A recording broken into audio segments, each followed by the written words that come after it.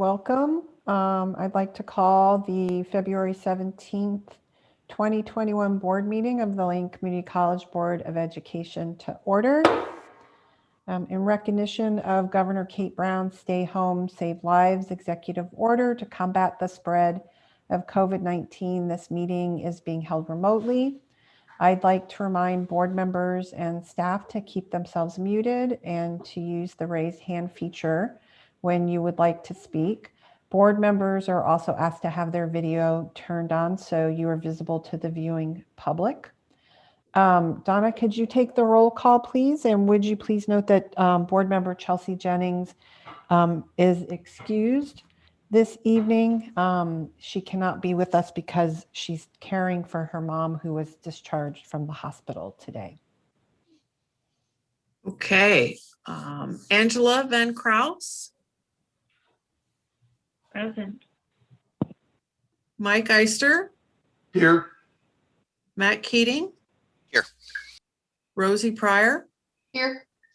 Lisa Fragola. Here. And as you said, Chelsea has an excused absence tonight. Great, thank you, Donna. And so I'd like to invite Nancy Wood from LCCEA to read the land recognition or acknowledgement of homeland tonight. Thank you, Lisa. I'd like to start our meeting with the acknowledgement that the land we are on is the traditional homelands of the Kalapuya people. The Kalapuya were stewards of this land for over 14,000 years before their traditional way of life was forever disrupted and destroyed. We start our meeting with humility and reverence for the original inhabitants, the Kalapuya.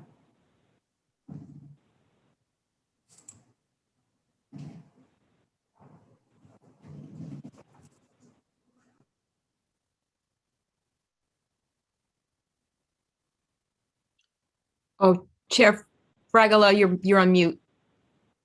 Great, thank you. I've got a noisy dinner guest in the background here, so usually I keep myself unmuted. So I'd like to move on to the President's report. Dr. Hamilton.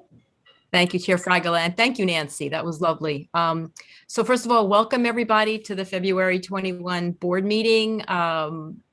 Great news for those of you that have not heard. We received confirmation that our former board member, Melanie Munzer, has been appointed by the Biden administration as United States Department of Education Chief of Staff in the Office of the Undersecretary. We wish her great success in her new post, and the interim position is already posted. So congratulations, Melanie. Please don't forget about us here in Oregon. Also, please join me in saying goodbye to our own Marty Hannafin, our Vice President for Finance and Admin. Marty, you haven't been here long, but you made a big difference in a good way. He was recently accepted in a position at Norwich University in Vermont. So Marty came to us at a time when we really needed somebody's expertise in bond sales, and Marty brought it. And we're just thrilled that he was with us. We wish him success. Marty, you've forever changed the trajectory of this college, so feel good, and we hope you come visit us as soon as you can. I just want to mention to folks that we are still on schedule. Lane Community College is on schedule to still receive $8.9 million to address lost revenues due to the pandemic. Our priorities continue to be students first, restoring losses to our ending fund balance, and addressing losses that have affected the FY21 and 22 budgets. A shout out to Dawn Barth, Deb Butler, Laura Green, as well as our public safety officers, health clinic, facilities, and the campus CERT team. These folks have continued to work with Lane County Public Health and the Regional COVID-19 Vaccination Collaborative to vaccinate as many residents as possible in Lane County. Thank you so much. Another shout out to one of our honor students, John Adair. John was awarded a $2,500 Black Lives Matter project grant from the Jordan Schnitzer Museum of Art for his work. We are so very proud of you, John, and we'll be following your art as you go along in your career. Last week was the Virtual Community College NLS National Legislative Summit. Several board members joined me and Brett Roulette, and we heard about the national agenda. We met with Senators Wyden and Merkley, Representative Peter DeFazio. Everybody we spoke to was highly supportive of Lane and highly supportive of the future for community colleges. So good news from Washington. It's CTE month, and Lane was in the spotlight. Our web design program was highlighted. They did a marvelous job. Governance, the work in improving our governance system is winding down. The governance implementation team, known as GIT, completed their work. They submitted their recommendations to the College Governance Council. The board received a copy of these recommendations about a year ago, but the pandemic interrupted implementation planning. So our next step will be for our college council to move it along, create a work plan, get it communicated so that everybody on campus knows what changes will be received when. Many, many thanks to Provost Paul Jarrell for his leadership and the entire GIT team. They worked steadily for a year, so thank you. The strategic planning group is moving along. The steering committee continues to meet bi-monthly. They're reviewing survey results, looking at environmental trends data, and they're developing a plan to reach out to all of our stakeholders. And once we know a little bit more about that, we'll be bringing that to you. Town Hall, February 3rd, we had a very successful town hall and over 200 employees participated. Thank you, everybody who joined us. We're going to have another one tomorrow. We're going to focus on program and sustainability. And how do we do it? Richard Plott is going to help us understand the data, how we get the data, how we use it, and what does it mean. Our bond oversight committee met in January. That first meeting was what I would call organizational. They're going to meet in April to really look at that first year of the bond and what we've done. And then we had the President's Corner. This is a new launch. This is going to be in the Lane weekly, and I'm hoping to keep everybody a little bit more updated on what's going on a little bit more regular basis. And I want to end on a happy note. Free course for any senior or junior that would like to come to Lane. And we're hoping that will reduce anxiety of what it's like to go to college and maybe help out a little bit with the total cost. We'll have the details all over. It's in a press release. It'll be on our website and it'll be going out to our guidance counselors. So thank you very much to everybody that's helped out on so much work this month. That concludes my report. Thank you very much, Dr. Hamilton. And that's definitely some good news, the last thing that you shared. Thanks for that. Board policy BP 320 states that we will have statements from the audience in each of our board meetings. It also acknowledges that the board will not respond directly to issues raised by the audience, but will refer those issues to the president for appropriate action. However, we do appreciate attendees' participation in tonight's LCC board meeting and the willingness of stakeholders to address the board. Please use the raised hand feature and you will be called on in the order you raised your hand. For those of you viewing the meeting on a computer, laptop, or other device, you should see the raised hand feature at the bottom in the reactions or emojis, or you may simply just see it at the bottom. Or you may need to select participants at the bottom of the screen and click on the hand icon. It all depends on how frequently you update your Zoom. For those listening to the meeting on a phone, you can press *9 to raise your hand. The meeting host will unmute your speaker and there will be no video feed, but we'll be able to hear you. So typically we allot 3 minutes to each speaker. I am having difficulty seeing the attendees' names, and so I cannot see the names and I cannot see people who have their hands raised. Brett, can you see that? Can you see the attendees or see the names, Brett? Yes, I can see him. First up, we have Kenny. Okay, Let great. me- Before we begin, however, Brett, can you tell me how many people have their hands raised? Sure, we have 9 in the attendees group and 2 in the panelists, so 11 right now. Great. And do we have a Jessica Alvarado, Anthony Hampton, and Leslie Soriano Cervantes with their hands raised? I see Jessica, Leslie, what was the third name? Anthony Hampton. Anthony, yep, we have all 3. So when you get to those 3 people, can you please call them in the order of Jessica, Anthony, and Leslie? Is that going to work? Yep.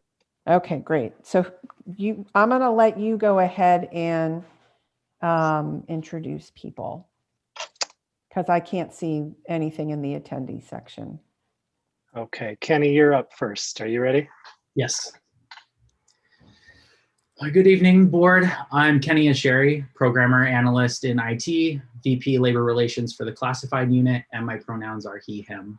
I'm speaking tonight to remind the board, our administrators, and our LCC community of the hardworking classified staff that keep this college moving.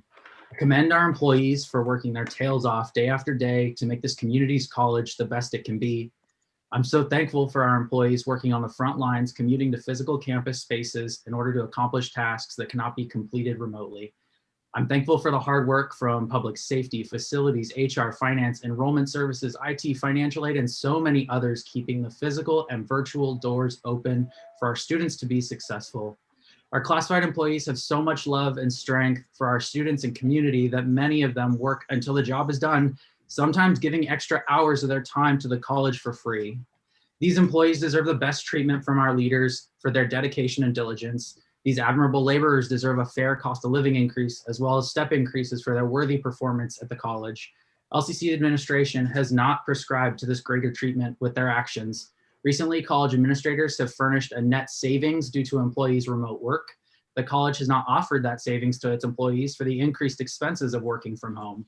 Among other benefits, LCC administration did not offer classified the same cost of living increase that the faculty received for FY21, clearly indicating their treatment for the classified unit. LCC has been caught red-handed in 2 contract violations with the classified unit because they won't be held to their agreements without a battle. The college would not fulfill its US2 agreement from 2019 without holding their feet to the fire.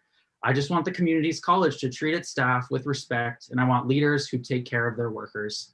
Finally, the college's spending priorities are laid out in the finance audit and the budget office's personnel trends, where you can clearly see the unfair treatment of the classified unit. There are over 100 fewer classified employees today than there were 10 years ago, while management positions have increased. Why do we need more managers if we have significantly fewer staff? Also, spending on the contracted management positions has increased nearly 36% over the 10-year period, while barely increasing half of that for the contracted classified unit. It's clear to me the way this hardworking unit is treated, and I hope to see more change. Thank you. Have a good evening. Thank you, Kenny. Who do we have next in the queue, Britt? Next up is Charlotte Bem. Charlotte? Welcome. Hi. So yes, you know, my name is Charlotte Bem, and I have heard that there's talk about getting rid of the culinary arts program. And I could talk about the quality of the program and the students coming out of it, but I just want, y'all are all community members. And I think that I've lived in this community a quarter of a century. And I honestly think that a lot of people's high opinion of LCC in this community comes from the high quality of food that they eat from the culinary program and the service. They see them at, festivals, at Chef's Night Out, and they see them in the newspaper, in the news, all of that. And it's just such a good PR thing for the college that I think is really going to be hard to replace if the culinary program isn't there. These are people that vote for our bond measures. These are people that talk to legislatures themselves, and the businesses that come to the harvest dinner that raises, not that far from $500,000. I just think that all of that PR stuff that the culinary program does would be so hard to replace, particularly it seems so much more fakey when it's coming from somebody that you paid. And I think that really needs to be considered. And if the mistake is made to cut the culinary program. Somebody needs to figure out how we replace that. I'm finished. Great, thank you for your comments. Who do we have next in the queue, Brett? Next up is Rosa Lopez, and following will be Wendy Simmons. Thank you. Welcome, Rosa. Hi, I'm Rosa, Faculty Coordinator, Career Pathways, Pass Lane, and Pathways to Opportunity. Several years ago, I stood before you as you were considering cutting the ECE program for similar reasons, quite similar to the ones being used for culinary. Culinary, like ECE, is one of the few programs at this college that works with Pass Lane and has created equitable, accessible options for at-risk, high-barrier populations such as first-generation immigrants, English language learners, vocational rehabilitation clients, dislocated workers, individuals with disabilities, GED students, and low-skilled adults. The truth is, LCC has very few programs that can legitimately serve these populations in shorter lengths with high potential for employment. Fortunately, years ago, you chose to save the ECE program, and that program now flourishes with strong enrollment, high employability, and one of the most diverse student populations on campus. We have only just started a similar alignment with culinary, with most referrals coming from our workforce partners. In our first year, Pass Lane filled the seats in the baking and pastry program.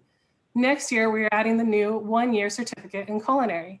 In our first baking and pastry cohort, we experienced nearly 100% completion, a statistic unheard of for this population. Please do not eliminate one of the very few programs we have at Lane that can help serve our most at-risk populations and help them find meaningful, viable employment. Culinary and hospitality are also very important to our area high schools. For those of you who do not know, Perkins and the associated funding involves the alignment of a high school CTE program with a college CTE program. In order for a high school program to exist, it must find a college with which to align. Many high schools in our area, most high schools in our area, as well as some high schools outside of Lane County, maintain their Perkins alignment with LCC Culinary Hospitality, and many teach dual credit classes, which contribute to this LCC FTE without direct instructional costs to the college. According to the LCC standard data package, College Now attempted credits in culinary has only increased every year for the past several years. The consequence of eliminating the program means the elimination and the loss of all area high school program of study alignments in culinary, the loss of the associated free FTE, the reduction of LCC's Perkins funding allotment, and the inevitability that all high schools will have to align with other colleges in Oregon. Lane County high school students will have transcripted courses from other colleges and will become connected to marketing and communication from that college, regardless of if they continue in culinary or not. The relation with Lane is lost and simply cultivated elsewhere. Thank you so much for your time and your ongoing commitment to this work. And I know that it's payless and often thankless, and I appreciate your time and effort. Thank you, Rosa. Who's next in the queue, Brett? Next up is Wendy Simmons, followed by Jessica Alvarado.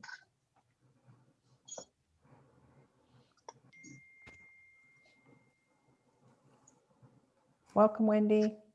Oops, sorry. Somebody has to do that. Hi, I'm Wendy Simmons. I'm a faculty member in the Health and PE department, and I'm going to speak to the Hotel, Restaurant, and Tourism Management degree, which I'll refer to as hospitality. Last year, the curriculum was rebuilt to accommodate the retirement of a full-time faculty member. The revised curriculum was built so that only one full-time faculty is needed instead of two, and part-time faculty are not needed. The enrollments and graduation rates for hospitality have been growing, so this results in less FTE and more students, which results in a significant savings to the college. In 2019, the hospitality graduation rate increased to 15 students, and in 2020 to 29 students, and we were on track to improve even more before the program suspension due to the revision. It's also important to note that hospitality students do not incur excessive student loan debt. There are no added course fees for any hospitality classes.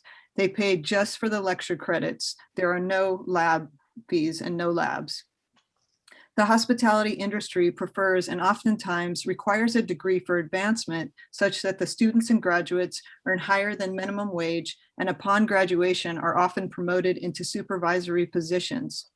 Additionally, approximately 30 to 35% of hospitality students are international students, and the tuition is much higher. For 12 credits, Oregon and local state residents pay $1,452 for tuition, whereas international students pay $3,280, more than double the rate for in-state tuition. This would be another large revenue loss for the college. The 3 to 5 recovery data post-pandemic for the tourism industry is old, inaccurate, and only speculation. Recent data shows that there is pent-up demand, and since several hospitality workers have gone on to other careers, this will create a vacuum in the industry, and we will not have enough trained workers to supply the impending surge in travel. Travel Lane reports that the tourism industry brings in $1 billion annually and over 11,000 visitors. The hotel, restaurant, and tourism management degree is affordable for students, and enrollment is growing, producing graduates at an impressive and increasing rate, and doing so with only one faculty member. There is no added expense to the college to operate this program. Please save our vital programs like hospitality. Thank you. Thank you for your time. Thank you, Wendy. And I believe Brett said up next we have Jessica Alvarado, and that will be followed by Anthony Hampton. Okay, I'm unmuted. You're start? welcome. Thank you, Jessica. Okay. To President Hamilton, Provost Gerald, and Lane's Board of Education, I and my colleagues are here to present to you examples of the good work that is happening in the Counseling Center. For an overview of what we do, please see our benefits of counseling handout, our statements, and handout that were submitted to Donna Smolik. Starting fall 20, we became fully responsible for the Academic Progress Standards alert system. This was formally supported by 7 success coaches. The Academic Progress Standards interventions and our outreach efforts help to retain students struggling with their academics. Nearly every college has some kind of standard system. Ours was suspended at the end of winter 20 due to the sudden shift to remote learning. We continue to support students with alerts from fall 2019 or before. Here are a couple of examples that are consistent from our previous outcome evaluations. One intervention is college success back on course, which we call BOC. 88% of the students who passed BOC achieved the academic progress standards. These 17 students enrolled in 134 credits in winter 21, an average of $2,870 per student. From the students who did not pass BOC, only 14% of those students achieved the standards, and none of them enrolled in winter 21. We also provide support for students returning to Lane from any previous alert level. 81% of these alert students in fall 20 achieved the standards, and they all registered for winter 21. Compare this with the 74% of students from fall 20 that met the standards. Now I'm gonna talk about the data from fall 20. There's a chart on that handout, which I won't be able to show you because I can't do screen share. The chart shows the students who would have received alerts if we had issued them. So we did a snapshot look at it. Most of these students could have registered for the following term. However, more than 50% of them did not. So there were 1,545 students that would have hit an alert level, with only 45.8% of those students enrolling in winter 20 or 21. And there were about 30% of the students that ended up with accounts receivable holds. That's pretty scary, those kind of numbers. So these students did not benefit from our support because our system was suspended. We will be returning to that being on at the end of winter term. And I just wanted to share these examples because it speaks to the importance of the work that we do and the difference that we do make for this college. Thank you for your time, everybody. Thank you very much, Jessica. So up next, we'll have Anthony Hampton, followed by Leslie Soriano Cervantes. Hello, I'm hopeful you can hear me. Yes, we can. Welcome. Perfect. Thank you very much. My name is Anthony Hampton. I've been with Lane since 2004 and have served as a counselor. I want to speak to a few things that you might want to know. Currently, we have 4 full-time, 3 part-time counselors, and 4 interns that provide support for really any emerging need that a student may present.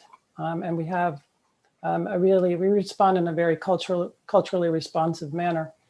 We have a counseling internship program that's been around for over 30 years. I want to give a shout out to Jessica Alvarado because she does an outstanding job coordinating that. The 4 interns that we currently have are from Pacific, Bushnell, and OSU. They've provided 865 hours of service over the last 16 weeks with an average of 54 hours per week. We provide outreach and offer support to all students. We have, for this specific term, over 1,500 students have been served, and that's kind of the average. That's an increase of 12% from the fall of 2019, and that's despite a decrease in enrollment of fall 2020. So the services are needed, and we are providing them. We are in the midst of our program review. We are meeting all our timelines, and we will have that completed in proper time with some, I think, some very good reflections and some quality recommendations for service improvement.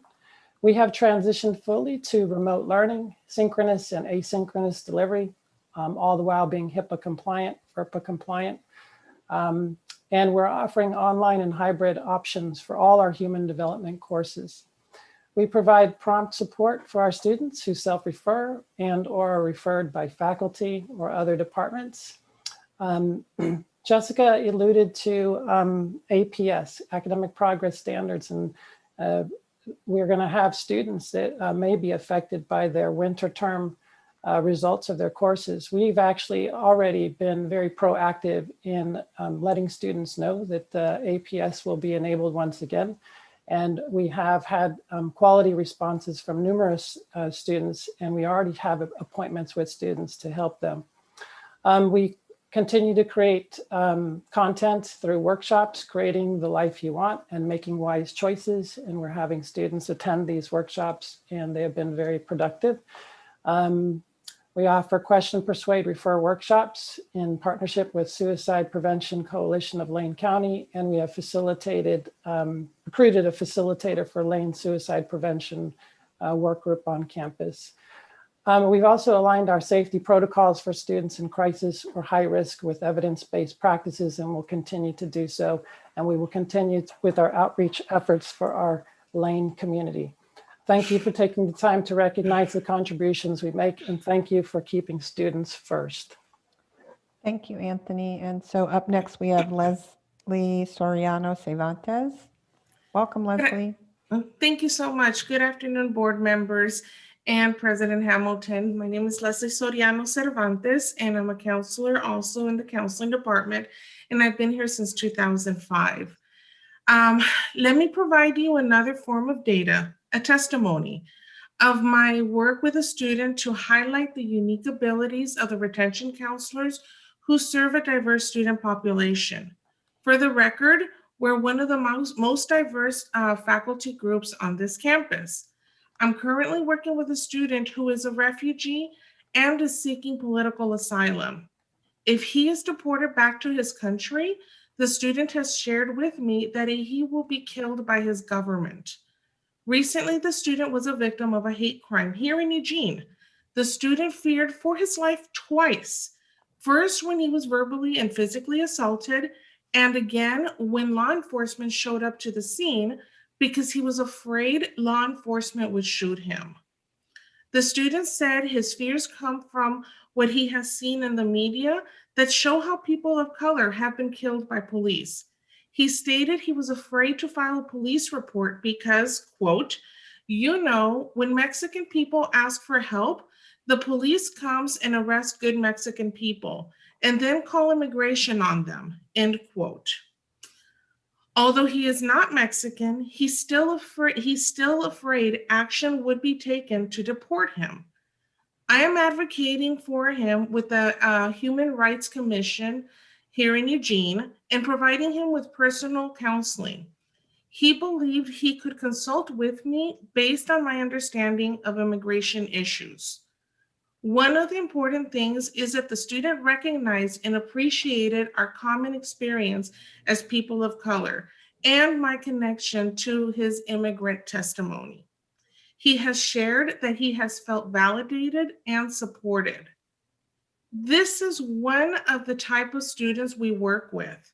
His story is not unusual. We serve multiple students who have safety and immigration concerns. We're culturally responsive professionals who have the expertise in building relationships with community organizations to better serve and refer our students in a culturally competent and culturally fluent way. What I mean by culturally fluent also is that we're fluent in multiple cultures and languages. Thank you for your time. Thank you very much. Who do we have next in the attendees queue there, Brett?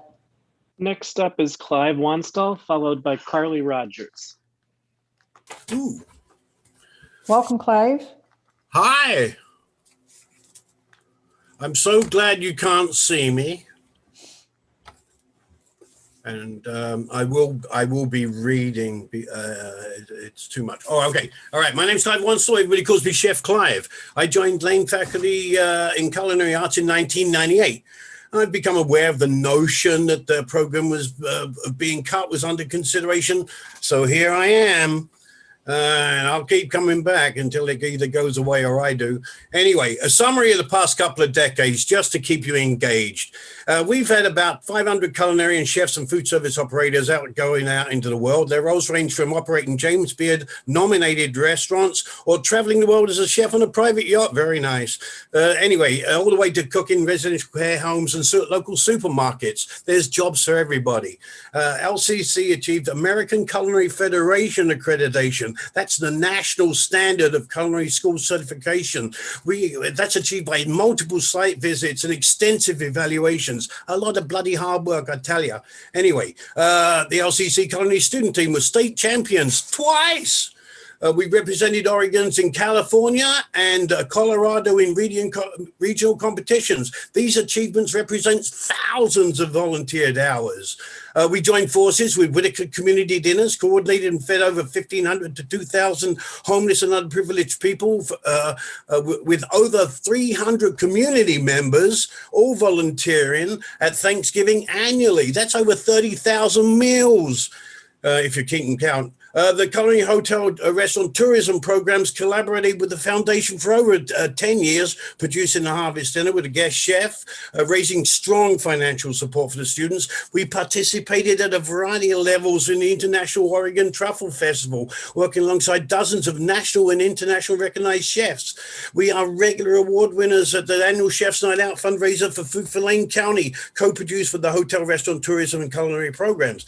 We have featured opportunities for members of the community to work with local chefs and meet winemakers in class settings with our very popular guest chef and Oregon wine country classes. They ran for very many successful years.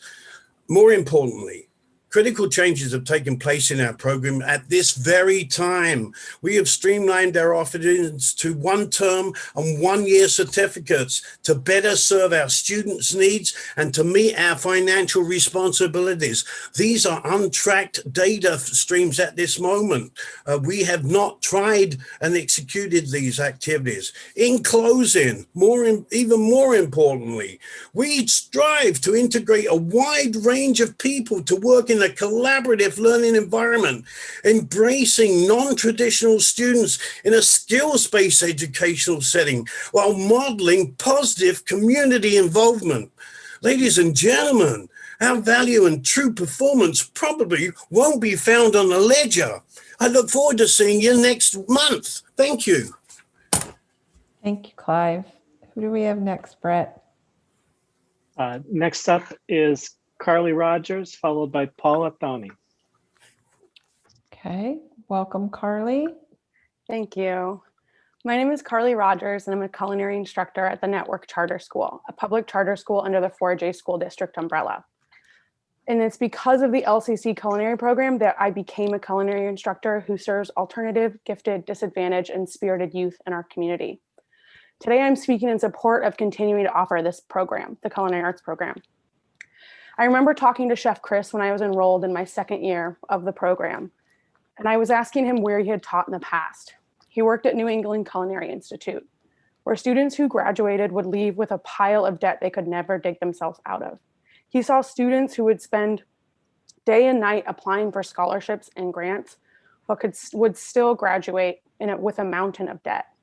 He firmly believed in offering an affordable culinary degree, and his dedication to doing so moved me and forever stuck with me. When I was in college, I got scholarships and grants and worked a part-time job. And I want everyone, and that's how I was able to afford my degree, and I want everyone to be able to have that opportunity. I want everyone to be able to follow their passion for the culinary arts without excessive tuition stopping them from following their dreams. Additionally, removing the program disproportionately affects students in marginalized populations and students that can't learn in the field and who need the support of a classroom kitchen to be able to follow their dream. Please consider keeping this program. Thank you. I'm done. Thank you, Carly. Okay, who do we have next, Brett? I think it's me, Paula. Paula is Great. up next, followed by Philip Bunker. Thank you. Welcome, Paula. Thank you, board members and President Hamilton and Provost Gerald.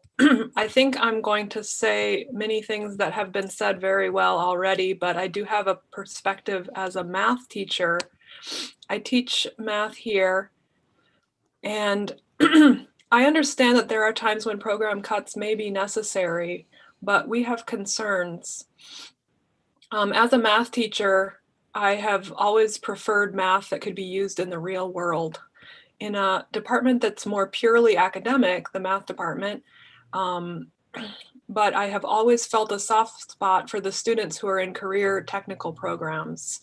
I find the students in those programs to be very focused and motivated because they know exactly what they're trying to do. Not that that can't be said for other majors, but I find specifically those students are very focused. Many of our students will successfully transfer to four-year institutions, and that is a valuable service we provide as well. But I want to make a strong case for the programs we offer that are different than what the U of O and OSU can offer, the career technical programs. I don't want us to lose these students. Enrollment of U of O and OSU have increased during the pandemic. Some of that has been explained by changes in how students apply to these schools. I actually don't know why the enrollment is up so much, maybe. But if community colleges are to be competitive, we have to offer something different. LCC serves our community by preparing local students for local jobs. If we compare the majors available at U of O and the career communities at LCC, there is some overlap, but there are areas in which we are unique. Culinary, hospitality, tourism, industrial trades, technologies, transportation, and apprenticeship programs, those are things that they can only get with us. Many of our CTE programs do not exist at the four-year institutions. Cutting these programs removes the option to pursue these careers within Lane County. Even if enrollment in some of these programs is relatively small, we are building community between our students and local employers. And the other thing I wanted to say about these CTE programs is just that they are very expensive and they are equipment intensive. And so that sort of biases us against them, and in a way that math never gets biased against.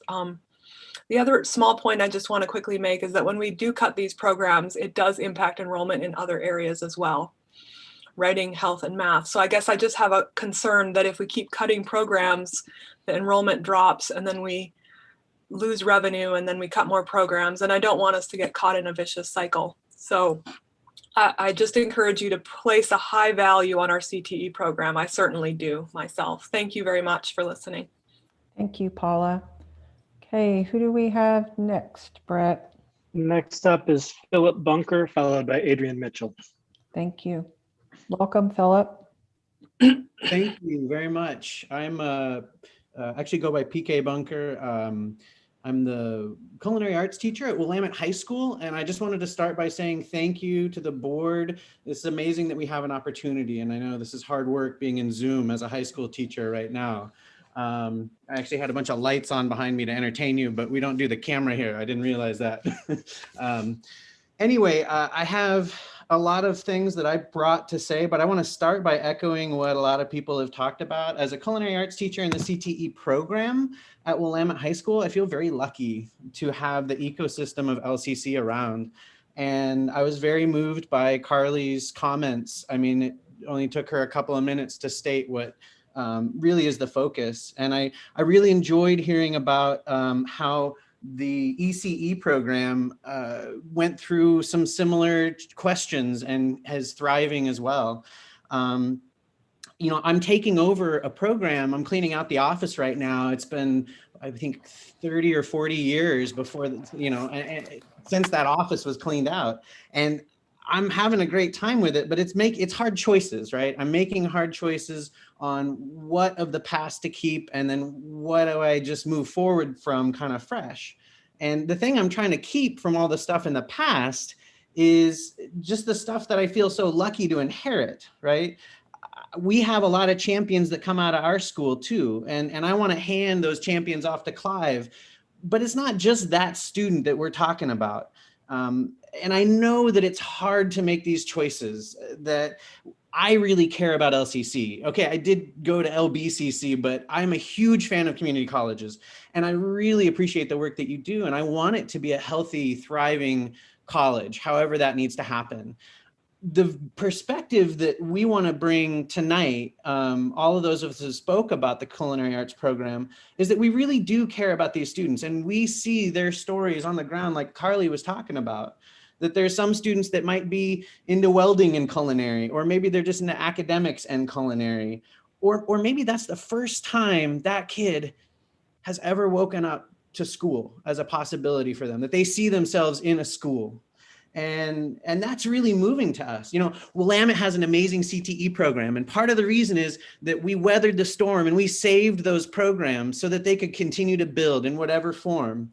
And again, I just want to echo what the other folks have said, and thank you so much for the opportunity to comment. I'm excited about sending you students, whether it's right out of high school or after they've had some time in the industry, and I'm excited about connecting with whatever is going to build. CTE is real hot right now. There's good funding, and it's a great way to engage students and make community and cultural connections.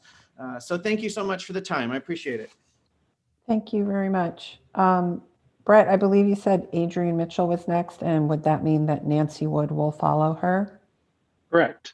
Great, thank you. Adrienne? Good evening.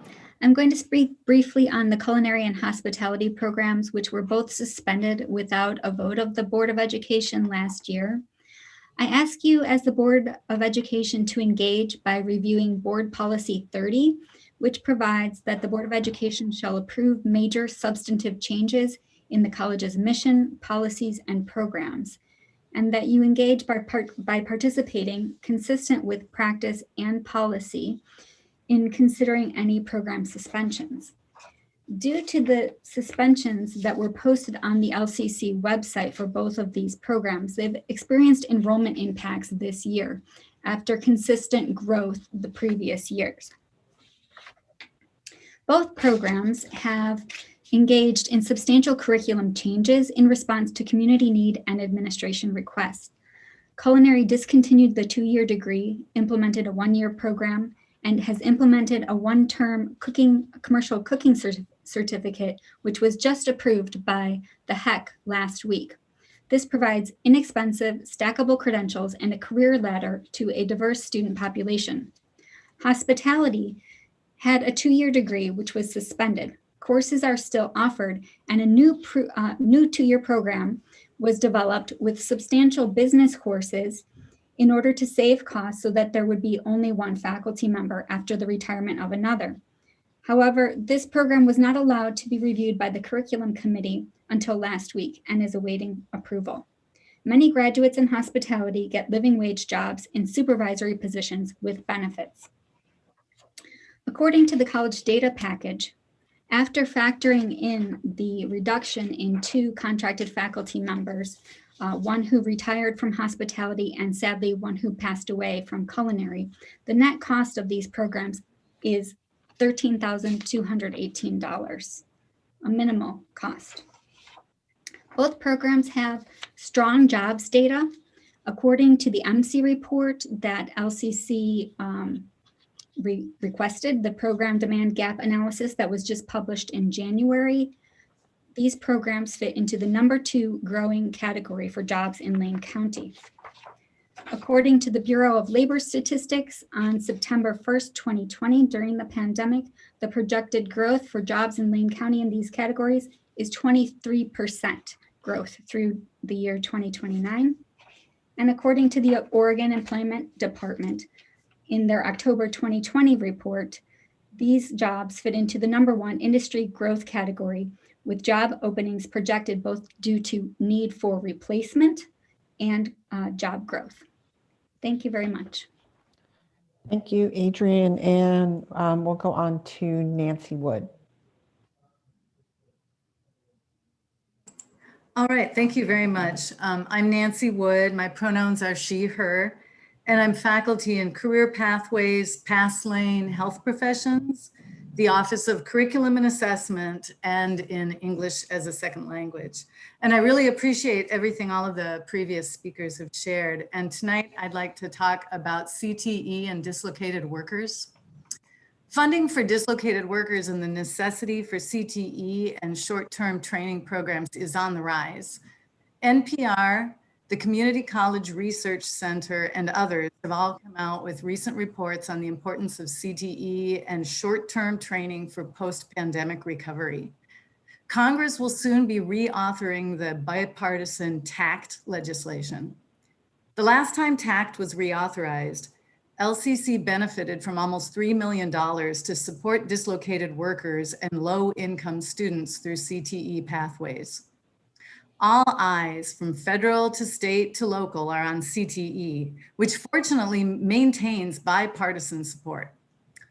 Elimination of CTE programs with high employability, such as culinary and hospitality, will only reduce our competitive advantage to access these funds and support dislocated workers. This is not the time to close CTE programs. Instead, we should be preparing for a surge in students as the extension of unemployment benefits comes to an end.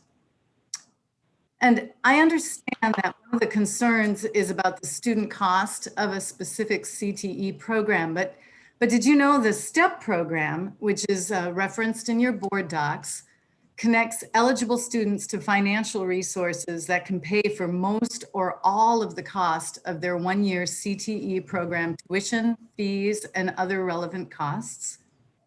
The age of holistic supports and structures at community colleges across the country is here, and Oregon's leading the way. The STEP coaches here at LCC help students find supplemental funding from the Oregon Employment Department and Lane County Workforce Services, Goodwill, and more. The Lane Community College STEP coaches work with students to fully fund their education and avoid loans wherever possible. The cost of tuition and the accrual of debt is really a significant concern, but fortunately, the current climate offers extensive resources for funding short-term CTE programs. Let's take full advantage of these resources by supporting rather than eliminating CTE programs at Lane. Thank you. Thank you, Nancy. And I believe that is our last statement from the audience. Is that correct, Brett? That is correct. Great. Thank you so much for your help with that, Brett. It's appreciated. I'm not sure why I can't see the people in the attendees tonight. So I will move us on to our consent agenda. Is there anything that a board member would like to pull from the consent agenda?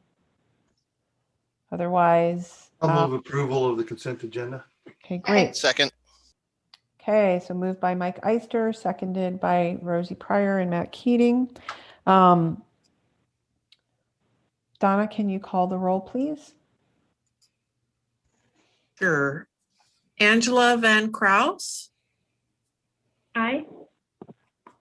Mike Eister, Aye. Matt Keating. Aye. Rosie Pryor Aye. and Lisa Fregula. Aye. Okay, so we have passed the consent agenda. That will move us on to our discussion and action items for the evening. And the first thing on our agenda for discussion and action items is the auditor's report. I would like to remind the Board of Education that we did table a motion to accept the audit by Rosie Pryor at our last board meeting. I am going to first let us ask questions of the auditor, and then I will be looking for a motion to remove that motion from the table. So I'd like to start with some time to first continue with the questions, and then because it's a little more complicated than just passing a motion, and we have to have a motion to remove it from the table, I'd like to do that after questions. So I believe we have, let me see here, VP Marty Hannafin and Greg Holmes with us this evening, as well as Ken Coons and Darren Bourne. Thank you very much for coming back tonight. Marty? Yes, and good evening. And yes, the financial statements are in the packet. The Comprehensive Annual Financial Report, also known as the CAFR, for the fiscal year ending June 30th, 2020 is in your packet.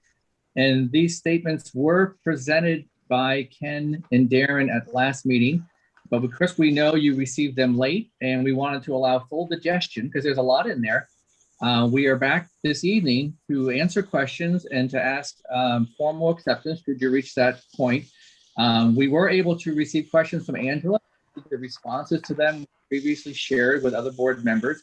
But with that, again, I want to thank Ken and Darren for being with us. Greg is also here to help answer any questions you may have. Okay, great. Are there any questions from board members? Angela.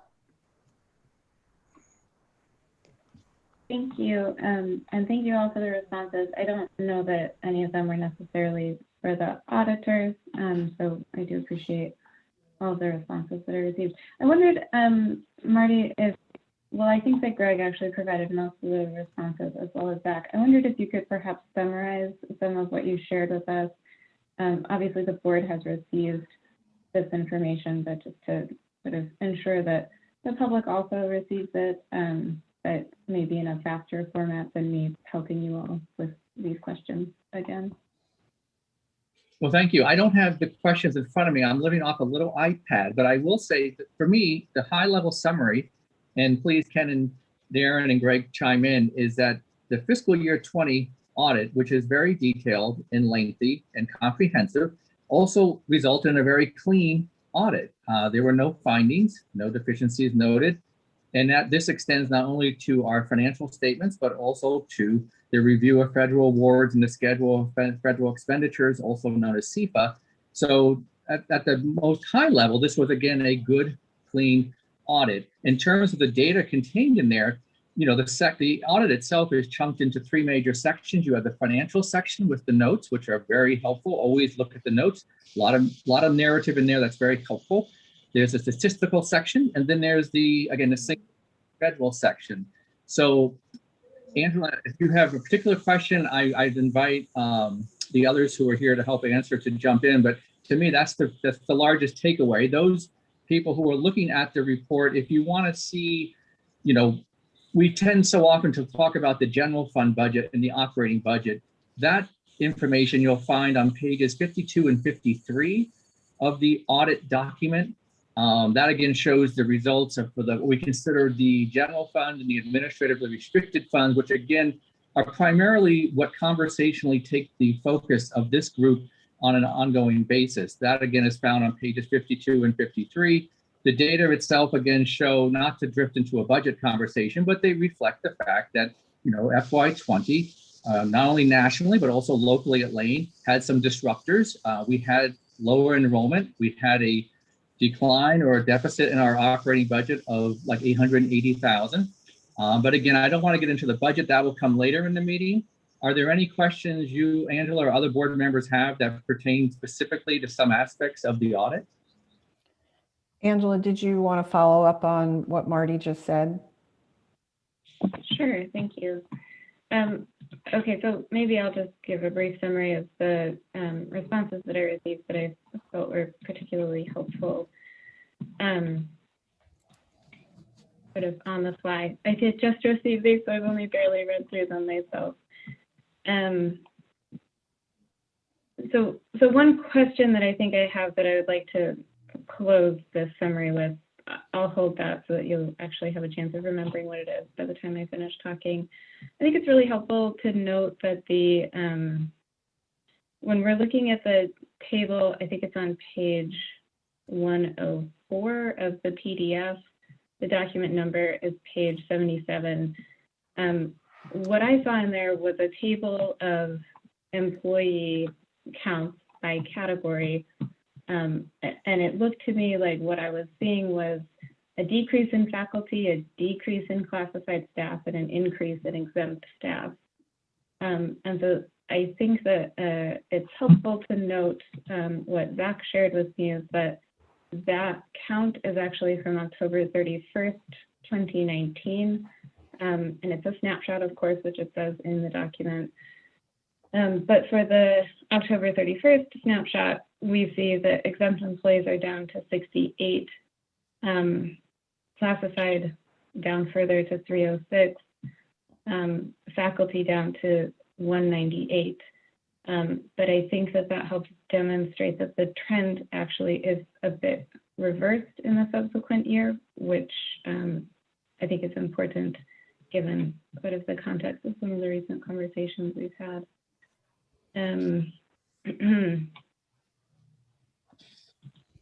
So I guess the question that I'm still not really clear on is when we're looking at our revenue and we're recognizing that our revenue varies every year because of the payment cycles, we receive an extra payment in one year versus another year. I'm trying to think about how to think about this revenue in a way that is consistent across years, given that the payment structure is not consistent across years. So when we do a comparison year over year, it looks this year like we've had a massive revenue increase. But we haven't actually, it's just that the dollars are coming at sort of different times. And so I'm hoping that, and this is not an auditor question, this is a college question. I'm hoping you can help me sort of understand how to think about that and how to think about how to compare our actual financial situation year over year. Yeah, thank you, Angela. And I'll take a run at it, Greg, some further thoughts on it. And to me, I'm very sympathetic to what you're describing, Angela, because those who are looking at the document, I think Angela's looking at the basic financial statements, which are sort of the macro financial statements that, again, reflect the totality of Lane Community College, which is a sizable enterprise. And that's where you'll see the revenue reflection in terms of the fact that one year we have 5 payments from the state, the other year's 3. I think that's why I references page 52 and 53, because I think that's where you'll see the narrative that more connects with the conversations we have. And those conversations are consistent and accurate, but pages 52, 53 reflect the operating revenues in the sense that you're used to seeing them. So Angela, you definitely have your fingers on a seam here. And I think that seam is, again, the translation, or I don't know if translation is the right word, but the fact that the comprehensive audit done each year starts with a macro view, building upon a conversation that we have otherwise throughout the year on a very somewhat more isolated general fund and an administrative restricted fund, funds 1 and 9. So that to me is really, if you're having discomfort with the basic financial statement ins and outflows, I would say maybe, I'm not saying we shouldn't unpack it, but I think maybe if you looked at pages 52, 53, that's where you really have your grounding in. Greg, do you have anything to add? Because I do appreciate where Angela's coming from, because those pages that are the basics are telling a larger, different lens. It's a different lens on this, on the financial data of the college compared to, again, what we look at more often as the general fund and Fund 9. Just to reiterate, Marty, I think you're right on. The point to the budget, the actual expenditures, you know, that starts, those statements that start on page 52. You know, in our bullet points, we do say that for our GASB financial statements that are in the front of the document, that by our accounting standards, we have to record it that way. The state legislators, for budget purposes, allows us to budget 4 and 4 evenly. So you'll see more of an even trend in the back. It is the users of our data, the bond investors and the bond conversations that we know are aware of this quirk in Oregon, how Oregon does their funding. And so when they look at our comprehensive financial statements, you know, we talk about that in our bond rating reviews. But again, we do spend, you know, even at the investors level, they do go back to these budget to actual statements and ask about our fund balance policies and how we're doing budget wise as well. In the future years, Angela, I can work on noting it a little bit more. I mean, it's something that we note in our management discussion analysis, because it is a trend that if you were from a different state, you know, Oregon's kind of unique in this funding cycle. Okay, so I'm going to put myself in the queue because I did also have a question about page 77 that Angela was describing. I think it's 104 in the PDF. The actual page numbers of the document are different than what is highlighted on the side. So I'm looking at page 77. I'm just curious, what's the exempt category? Because I see faculty, classified, and then exempt. So maybe Mr. Coons or what's the exempt category? What falls into that category? The statistical section is something that's well, go ahead, Greg. You've got the details of the statistics. Okay. Yeah, so the statistics section is what we do for bond compliance and not reported on by Ken. But so is that simply equivalent to manager? Pretty management, anyone that's exempt from, you know, not an hourly employee. Okay, and so what I'm wondering is that, does that capture everybody across all the funds? Correct. Okay. So this is a snapshot of, and the number that we call is contracted. So it's not the part-time staff that's included. Okay, that was my next question because it wasn't lining up for me with some of the data packages that I've seen. And so I was wondering about the part-time faculty. Thank you for clarifying that. So I guess I am seeing a similar trend to what Angela had expressed. And even though we do have some more recent data points, I'm taking a look at, if we go back to, let's say, 14, 15, 15, 16, where we're looking at a decrease of 352 classified to 314 and 223 faculty to 202.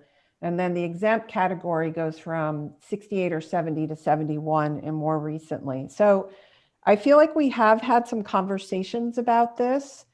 But what I am seeing is a significant decrease in the number of classified and faculty. And I guess the thing that really caught my attention in the audit was on page 7, which shows a pie chart.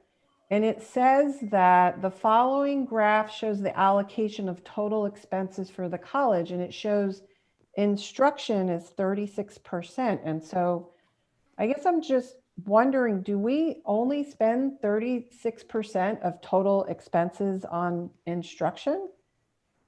What goes into that category? I guess I find it really hard to believe that we only spend 36% of our expenses on instruction. I will jump in, and maybe Zach's even out there jump in, but I think that pie chart, and again, I'm scrolling quickly on a little iPad, so apologize in front of my face. That pie chart, I believe, is going back up to the comprehensive data, which shows, I think, all fund activity. I could be incorrect on that, but that might, if that's the case, which I believe it is, it would sort of understate in terms of operating funds, which again goes back to a more narrow Fund 1 and 9, or really just purely Fund 1, the percentage of Fund 1 going to instruction and academic instruction related expense versus a percentage of the total enterprise called Lane Community College. Again, if someone else out there is aware of the page 7 pie chart and see what is the data source for that, is it all funds and all expense, or is it simply general funds? Hi, Marty. So it is page 6. And so it's coming off of that table. And that includes, the 22 million for financial aid. Okay. 6 million for depreciation. So that 30. So on that pie chart at the instruction of 36%, so that's the 51 million of the 143 million that's in the consolidated financial statements. Okay, so if I could just translate what I'm hearing from Greg, maybe it doesn't need translation, but in my own ears, so the total bucket of expense there is the general fund plus the things we don't reflect in the general fund, meaning the in and out of financial aid plus depreciation.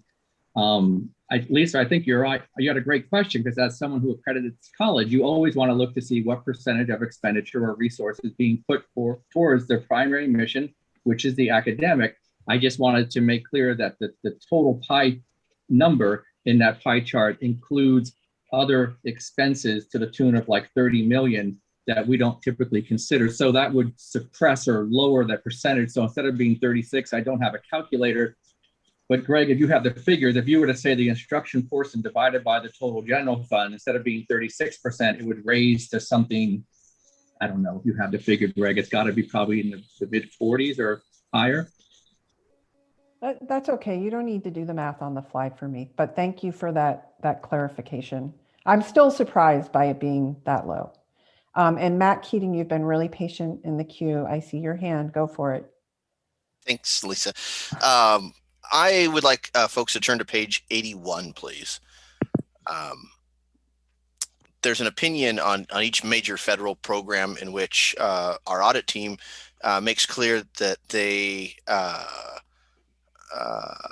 do not want to express an opinion on the effectiveness of Lane Community College's internal control over compliance.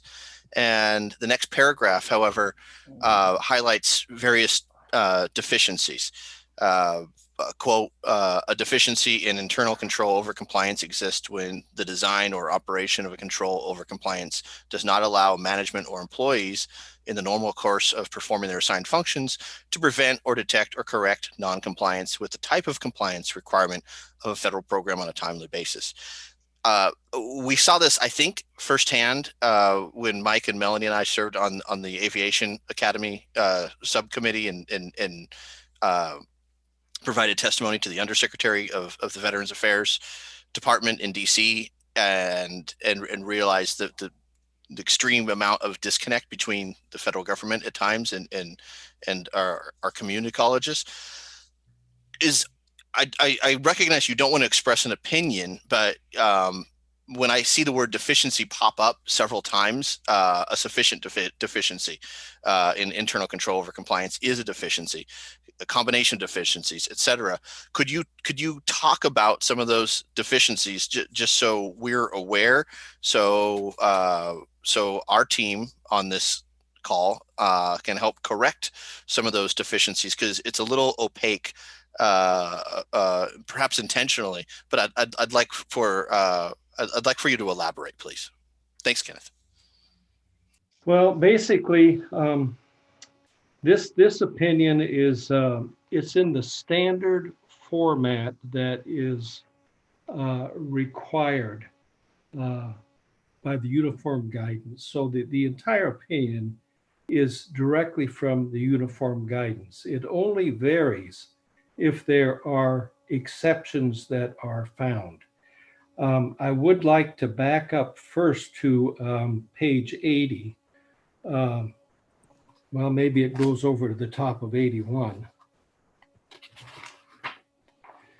Yes, it's the top of 81 where it's our opinion that Lane Community College has complied with the requirements of the federal programs that we tested. So the outcome of this is that, yes, there is compliance. We found no exceptions to the Student Financial Assistance Program, to the CARES program, to the various programs that we tested. It is an opinion. In terms of the internal controls, what we do with respect to the internal controls is to look at the controls that are in place, in this case for the federal programs, to determine whether those controls are likely to produce an effective result in complying with the federal regulations and the federal laws. If we find some exceptions to those controls, they could be what's called material weaknesses, which is a very high level of exception, or it could be just a significant deficiency, which is a deficiency that is not a material exception, but would warrant reporting to you as a board. Basically, even though we found no exceptions, no material weaknesses in the controls, we're required to describe in this opinion, because of the uniform guidance, the nature of controls being that affect the federal programs. So that's why it is in here. So some of the types of controls might be, for example, for student financial assistance. Are there controls in place to determine that, number one, the student is eligible for financial assistance? Are those controls monitored? Is someone making a decision in terms of whether the person is eligible, and if so, in what types of controls, in what types of money, Pell Grants, SEO grants, direct student loans, what type of grant? Other examples, for example, on the CARES program, there are certain types of expenditures that are permissible to be eligible cost under the CARES program. So are there controls in place where individuals are determining the eligibility of those costs so that they can be properly recorded? Or are those controls not there? So those are the types of things that we look at. First of all, is whether the controls are in place. But secondly, we look at the actual final results to determine whether there has been compliance. So Ken, basically what you're saying is that that's a requirement by your profession to include those paragraphs. And again, to go up to your opinion is, it was a clean opinion and no deficiencies noted. It's a requirement of the profession and the uniform guidance spelled out by the Office of Management and Budget, that even though there are no exceptions, it's a requirement to spell it out that there can be material weaknesses and significant deficiencies, even if there are none. Okay, thank But you it is for a that. clean opinion. It's a clean opinion on compliance that we did not find any exceptions whatsoever in terms of the federal programs, which are fairly significant in the case of Lane Community College. Thank you for that detailed explanation. We are at about time, but Angela, I see your hand is still up. I wasn't sure if it was up from before or, oh, thank you. Okay, if there are no other questions, I am going to move us on. Thank you very much, Mr. Coons and Mr. Bourne, for coming back again this evening. I'm sure I know I'm going to continue to look through the report. It's very helpful. So just as a reminder, Rosie made a motion to accept the audit and it was tabled. To remove it from the table, we need a motion that has to be seconded. It's not debatable or amendable, and it needs to be passed with a majority vote. Once we remove it from the table, exactly as it was laid on the table, then we can vote on the motion. I move to remove the motion from the table. Okay, thank you. And Matt, is that a second? Second. Thank you very much. So we have a motion to remove the motion to accept the audit from the table. Can I have a roll call vote, please, Donna? We're voting on the motion to remove the motion from the table. Okay, sure. Angela Van Kraus? Aye. Mike Eister? Aye. Matt Keating? Aye. Rosie Pryor? Aye. And Lisa Fragla? Aye. Thank you. And so now we already have a motion which was moved by Rosie and seconded by Mike. And that motion is to accept the audit. So removing it from the table was not debatable, but we can actually discuss the motion to accept the audit. Matt, did you want to? Oh, I was going to call the question and go right to. Okay, so calling the question would mean we would have to, do a whole deal about calling the question. So we already have a motion that's been seconded. If there's no questions, I will call the roll. Great, thank you. Okay, so Donna, call the roll for accepting the audit. Okay, Angela Van Kraus? Aye. Mike Eister? Aye. Matt Keating? Aye. Rosie Pryor? Aye. Lisa Fragla? Aye. Great. That was fun. Had to read up on that. Oh. Okay, so Mr. Coons and Mr. Bourne, you are very welcome to stay if you'd like, but we don't expect you to. And I'm going to move us on to the foundation update. Do we have Wendy here? Great. Hi, Wendy. Welcome. Hey, everybody. I'm so glad to be here.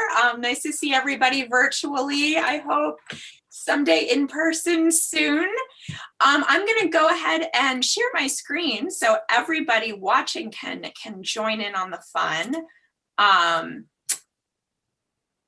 So let's see here. Can everybody see that? Yes. Awesome. Okay, and you should have this in your packet as well. So I'm here to talk about the LCC Foundation highlights and updates for 2020 to 2021. So what's been going on while we're in this crazy time. So it's been quite a year. Just a reminder, back in 2019, the college asked the foundation to begin working on a new 5-year campaign that focused on GED to credit, seeing that as a really tough spot for our students to try to move them into credit classes, recognizing that there were some limitations on immediate financial aid, as well as need for increased counseling and wraparound services. So we began work on that project, and then lo and behold, there was a pandemic. Oh my goodness. So we had to quickly re-envision our short-term development plan without forgetting that overall campaign, but just moving into a 12 to 18 month sort of crisis mode of addressing significant student need in the very short term. There, of course, were other things that happened, wildfires, lots of other things going on during the year. And it was basically a year focused on increasing that student support, not neglecting our focus on GED, but really reframing our short-term development so that we focus on those very urgent needs. And we were very successful. So just want to talk about some highlights in fundraising. Obviously, fundraising is primarily what we do, and I'll talk about the other parts of what we do afterwards, but fundraising is there. We had lots of amazing gifts come in. We raised over 1.8 million since last July, between last July and now. And that was really great. That was actually a sharp increase over the previous year. A lot of people really committed to student welfare during this pandemic and really just responded to all of our calls for help. Some leadership giving that I share right there on the page. One thing to point out, that $300,000 from Rosaria Hogland to create a new quasi-endowment for the Shining Star Fund. This is actually something we were really focusing on in the short term. We wanted to use that Shining Star Fund not just for our traditional Shining Star scholarships, which are all major, but also to address the urgent and emergency student needs. And we really wanted to not just expand the number of dollars available, but to create a sustained funding stream for it. So Rosaria's Gifts begins us down that road of sustained funding for that fund. So that's very exciting. Moving down to major gifts, lots of really amazing scholarship gifts that came in. You can see some examples here. There's obviously much more than I can list, but really amazing. Our HG Inspirational Scholarship, this is actually an annual gift from a family. They tripled their giving this year, almost tripled their giving, so that was amazing. The new Susan Belknap Nursing Scholarship is actually an endowment that will help our nursing students far into the future. You can see here lots of really exciting student support gifts, which is just amazing. We also had a lot of non-student support gifts as well. We had a wonderful renewal of our Quality Care Connections grant, which was for childcare providers in Lane County. They work with our ECE programs, and that is a great group over there. Looking down to annual giving, these are our smaller gifts that come in typically on an annual basis. Just some highlights. Our end of year giving, which is giving typically in response to those wonderful letters that you get asking for money at the end of the year, or a phone call from us. Those types of gifts that come in at the end of the year was up about $50,000 over the previous year. So that is huge. That is people coming together at the end of the calendar year saying they want to make a difference for our students. Also during the year, we raised over $13,000 for the new Mental Health and Wellness Center, and that helped to fund the Talk Campus app that was implemented by the Mental Health and Wellness Center, getting our students started with that wonderful program. We started the Black Minds Matter Student Assistance Fund, over $10,000 raised for that. Thank you to all of you. The entire Board of Ed came together for that, as well as many members of the community, so very exciting. We did a mini project back in the spring with our dental assisting students. They had the unfortunate consequence of the pandemic. They were shut out of in-person labs for a short period of time. By the time they were able to come back, the financial aid couldn't be there to support that final lab for them. So we pulled together our dental community. They came together, over $5,600 raised, and those students were able to finish that lab without cost and graduate on time. So that was very exciting. Some other just examples of annual scholarships in there, hundreds more to talk about. Some operational highlights. So what do we do on the other end after we raise the money? The other half of what we do. We dispersed over $1 million in student aid for 1920 to approximately 300 students. That will remain the same this year. That is huge. That is something that has been building over time. For those of you who've been with us for many years, you'll remember when that number was 500,000, 600,000, 700,000. We kept inching our way up. So happy that we're staying over that amount. Our scholarship applications are open now. So now I'm talking to all the people watching on the live stream. If you are a student, if you are a faculty member, if you're a community member that knows a student, please apply. Our deadline is March 2nd. It's a simple online application. Our scholarships range in size, but we make an effort to award a minimum of $2,000 to every student who receives a scholarship from us. We don't always get there, but we really try.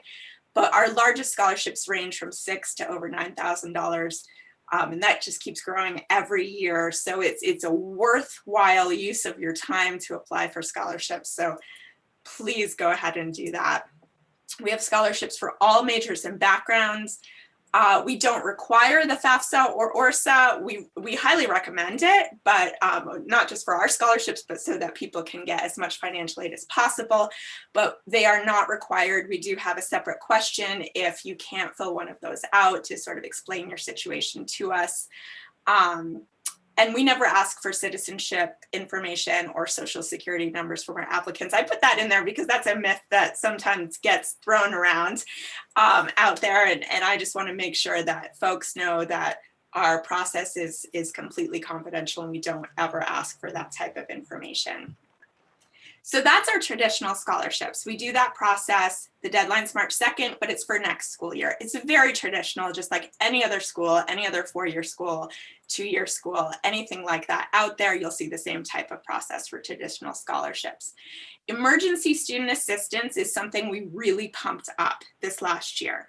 We've always done it. We've always had student assistance funds, particularly through specific departments, but we never really had a centralized application or way for students to access those funds. It was much more haphazard, and it was really just very specific to certain programs and groups. But this year, you can see actually let me go back to 2020 really quickly. You can see what we did in terms of emergency student assistance. We did over $100,000 funded by both Shining Star and some redesignated grants. So thank you to those grant providers to get those laptops and Chromebooks out to students once the pandemic began. We did targeted wildfire relief for students. I mentioned the dental assisting students previously. Oregon Community Foundation gave us a lovely grant to support students in need who were not covered by those CARES Act payments, to get them similar payments to students who did qualify. So that was wonderful. We continued our payments out of our existing student assistance funds. So 2021, I've been working with the lovely Student Life Department, Jennifer Falzerano and Mindy over there. And they really jumped on this idea of a centralized application for emergency student aid. You can see it now on the LCC Student Life website. So that's a place where students can go and apply for emergency aid. I really love Jennifer's take on it and that whole department's take on it, understanding that emergency student aid is kind of like a Band-Aid. It's a short-term, very quick thing. It's a small dollar amount, get someone over that emergency hump. But if they're in true financial crisis, other stuff needs to happen to make sure they stay in school. So they are really focused on making sure those students are also applying for other aid, getting additional counseling, trying to get out of that situation that brought them to the point that they had to request that emergency funding. The foundation's committed to maintain $12,000 per academic term in that account. And we'll see how that goes and reevaluate that next fall to see if that's too much, too little, how it's being used, if it's being effective. We don't make the award decisions. We leave that up to the experts over at the college who have access to more student records and student information than we do. So I'm really excited about that. I think it's going to be a great thing for students to have and for our faculty and staff to direct students to. I know that in the past, they've often asked us for a place to send students who are in dire need, but it doesn't replace obviously traditional financial aid. It doesn't replace a traditional scholarship. It's just not enough money to do that. So I'm happy that they are also talking with students about other ways to make that more sustainable. So GED students, we haven't forgotten them. Remember back in the beginning with our overall campaign. So we needed to address in the short term what was going on with our GED students, both Lane's GED program and then other GED programs in 4J and elsewhere. There's one issue with GEDs, they finish at all different times of year. And that doesn't always work with our traditional scholarships or traditional financial aid or anything like that. It's not just us, it's all the scholarship programs out there. So our deadline for scholarships is March 2nd. A lot of them don't finish their testing until June or August, or at all different times of year. So that's something we really needed to address. They couldn't apply for our traditional scholarships because we wouldn't have any GED transcripts from them. So instead of trying to make them fit into our process, we need to create a process for them. And working with the department, what we've decided to do for this year is start a process where we have a secondary application open just for those students who are finishing testing after the March scholarship deadline. If you finish before March, they should not wait for this. If they finish before March, they should definitely apply through our regular process. There's much more money available. But here we're allocating $20,000 from Shining Star. We're going to do 20 scholarships of $1,000 each for that cohort of students that are finishing testing after the March 2nd deadline. This is something that's still being developed, working with Lane's GED program as well as the high school GED programs. And we're going to finalize that process in the spring. So I'll have more information on that then. And we'll see how it goes this year and see if that was effective. And again, this is sort of a stopgap measure as we develop that program more fully. I hope that we will have opportunities for financial support for our GED students throughout the year in the future. So I'm excited about developing that with the college. Other things we're working on, strategic planning. We're also going through a strategic planning process. Rosie and Dr. Hamilton are sitting on our strategic planning subcommittee. So we're right in line with what the college is doing. Our board is looking at mission, vision, core values, some high-level strategic goals. We're incorporating our previous development plans and campaign plans into that document. So it's all in one place. And we hope to have that finalized by April. We're well on our way. It's going very well. And it'll be exciting to have that sort of codified in written form. We haven't done a process like this since 2012. And so I'm excited about the outcome. Just a recap on events.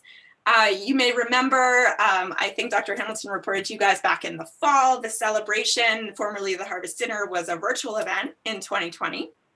We grossed over $240,000 with expenses right at $10,000. I wanted to say under it, but I think it was like $10,050 or something like that. I was like, oh darn, it wasn't under 10. But if for reference, the in-person event grossed over $340,000, but the expenses were $100,000.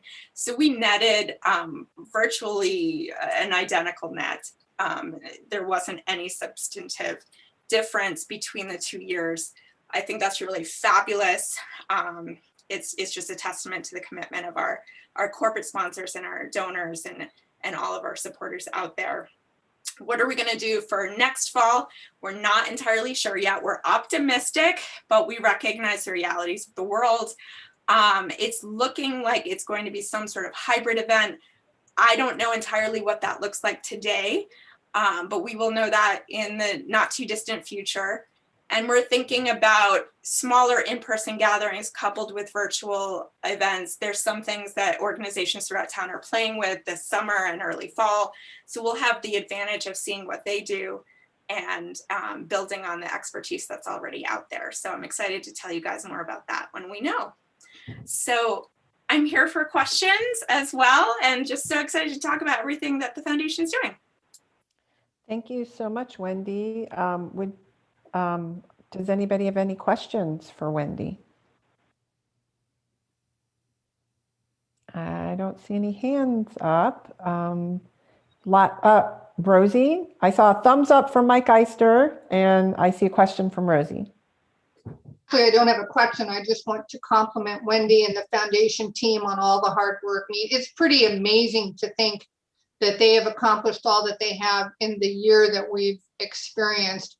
Having had the opportunity to participate in the subgroup that's doing some of the on-the-ground discussions, informing the foundation's strategic planning work, it's been really exciting to see the energy and the interests that foundation members have. I think the foundation is doing a good job, and Wendy and her team are doing a good job of attracting individuals to the college's foundation who have the ability to help us take our development work to the next level. And I just really want to encourage all board members to maybe consider attending a foundation meeting if you haven't done so at this point. They happen quarterly and they're on Zoom, so you can do it from in front of your computer screen, but it would be very educational to do it. And just congratulations for a job well done. Thank you, Rosie. That's so awesome. Thanks, Rosie. Yes, and Wendy, I also wanted to thank you and the foundation board for all of your work on behalf of LCC students and community. Matt? Thanks. Yeah, years ago, we used to meet with the foundation pretty regularly, our foundation board and our community college board. And I got a lot of great things out of it, and building those relationships that was wholly positive for the college.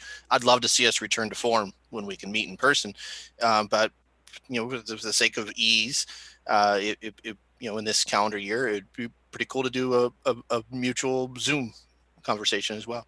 And like Lisa and Rosie echoed, Wendy, thank you so much, and thank you to the anonymous donor who stepped up for the Chinook Wawa program. That's super cool to see you too. Absolutely. Thanks, Matt. Great. So I don't see any other hands. Wendy, thanks so much for being here. And you are welcome to stay, but you may also want to go eat dinner or something else. Thanks, Good to see you. everybody. Thank you. Bye. Okay, I'm going to move us on to our next agenda item, which is the position of vice chair on the board. People may remember that when Melanie Munzer stepped down from the board, she was also the vice chair. And at our last work session, I did take a moment to ask those on the board who were interested in being the vice chair. And Rosie, Mike, and Chelsea did all put their names forward. I wanted to thank everybody who is stepping up. I feel in some ways that people want also to support me, and have heard from some people that is part of their wishing to do that. And I appreciate that. I did want to share with people that Chelsea did mention to me earlier this evening that she would be withdrawing her name from consideration for the vice chair. And so I did just want to check in with Mike and with Rosie, and I see Mike has his hand up. Yes, I would nominate Rosie Pryor to fill the remainder of Melanie's term as vice chair. Okay, thank you, Mike. And Angela has seconded. Mike, did you want to speak to your motion? Well, Rosie is a dedicated, highly experienced board member, and we can't go wrong with appointing her to this position. Great. Angela, did you want to speak to your second there? I think Mike covered it in something like 10 words or less. So, Great. And do I have anybody else who would like to speak? Okay, then I'm going to ask, does Donna to call the roll on electing Rosie Pryor to be the vice chair of the LCC board for the remainder of this year, calendar year. Okay, great. Angela Van Kraus, Aye. Mike Eister, Aye. Matt Keating, Aye. Rosie Pryor, Aye. Lisa Fragala. Aye.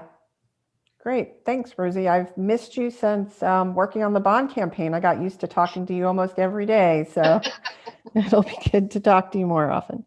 I'm going to move us on to the COVID-19 reopening safely update from Provost Paul Jarrell. Hi, Paul. Hi, thank you, Chair Fragala. So since our last board meeting, we have had no institutional plan changes, and we haven't had any department plans reviewed. So it remains a little bit quiet on those fronts. I would like to comment that among students and employees, we still are seeing very low positivity rates, which is a testament, I think, to the strength of the plans. To date, we only have a total of 53, I think, employees or students that have tested positive, none of them currently in isolation. So I think the plan is doing what it's supposed to do. Great. Is that it? And that's it. Okay. That's the report. Short and sweet. Are there any questions from board members? I did just want to give a shout out to the college for their amazing work on the vaccination clinics that were happening here. I think I heard something like 700 to 800 people a day in Lane County were receiving vaccinations. And I know many of our employees were out there volunteering. And I also know that many of our K-12 educators were able to get their vaccinations at LCC. So thank you very much for that effort. Absolutely. I'm going to move us on to our budget committee appointments. And we do have two that we will be looking at this evening. The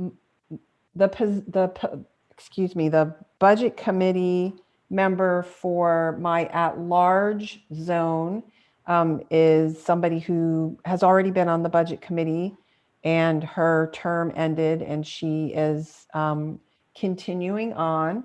And then we also have an appointment from Mike Eister. Mike, did you want to talk about that? Yes.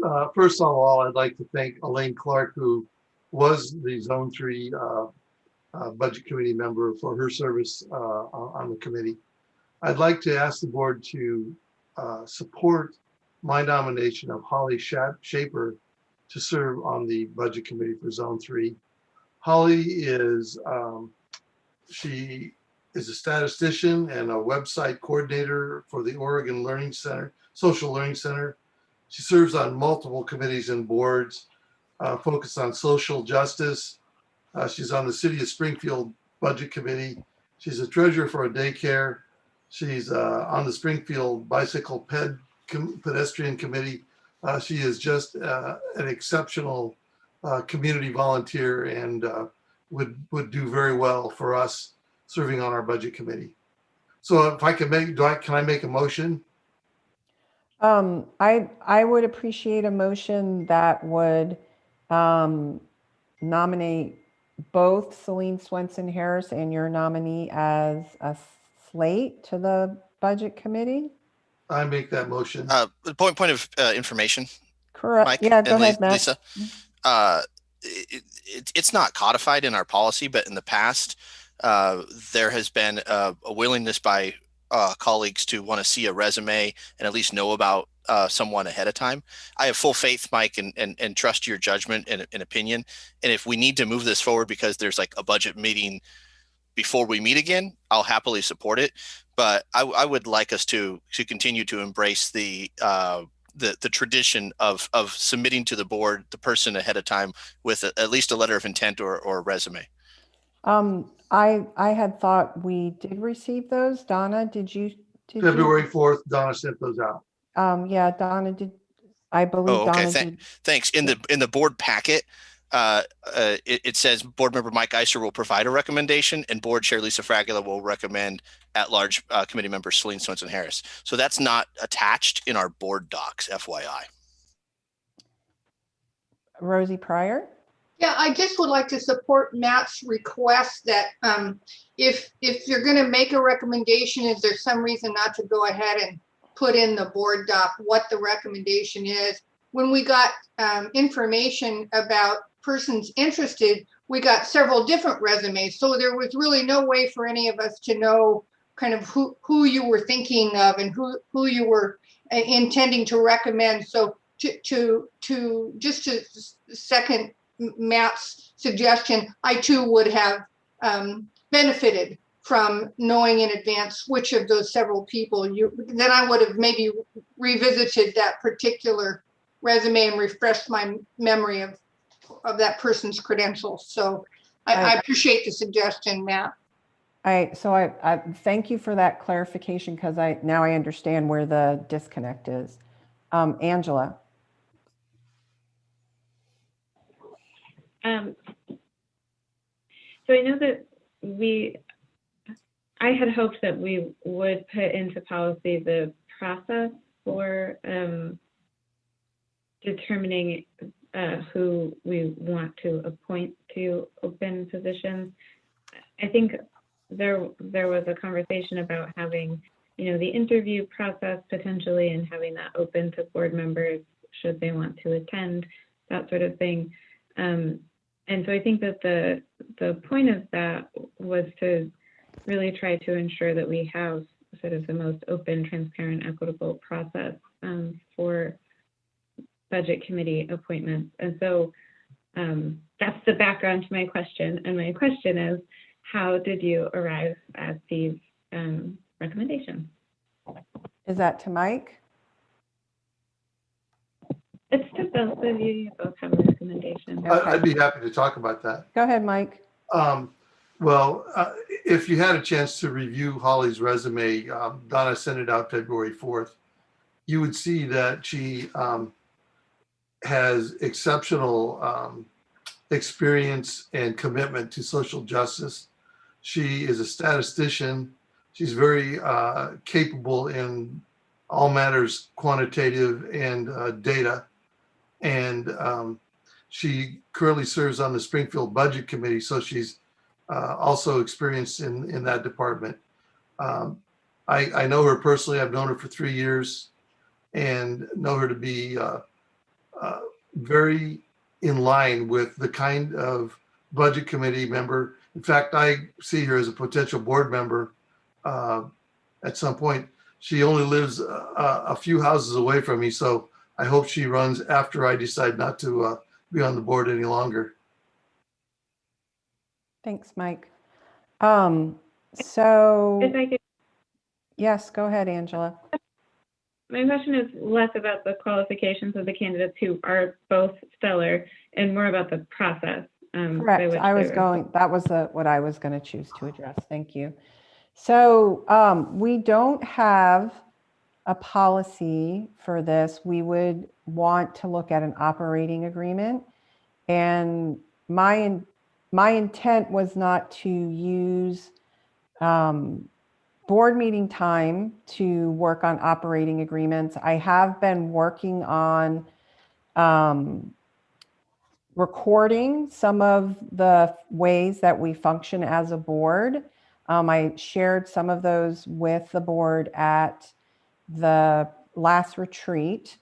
And basically, for this process, I have followed past practice. And a lot of the operating agreements are based on the past practices of the board.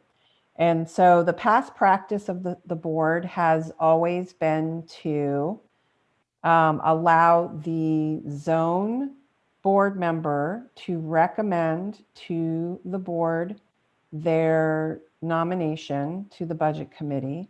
We have not done interviews. It has always been at the discretion of the board member in that zone to choose who they would like to nominate.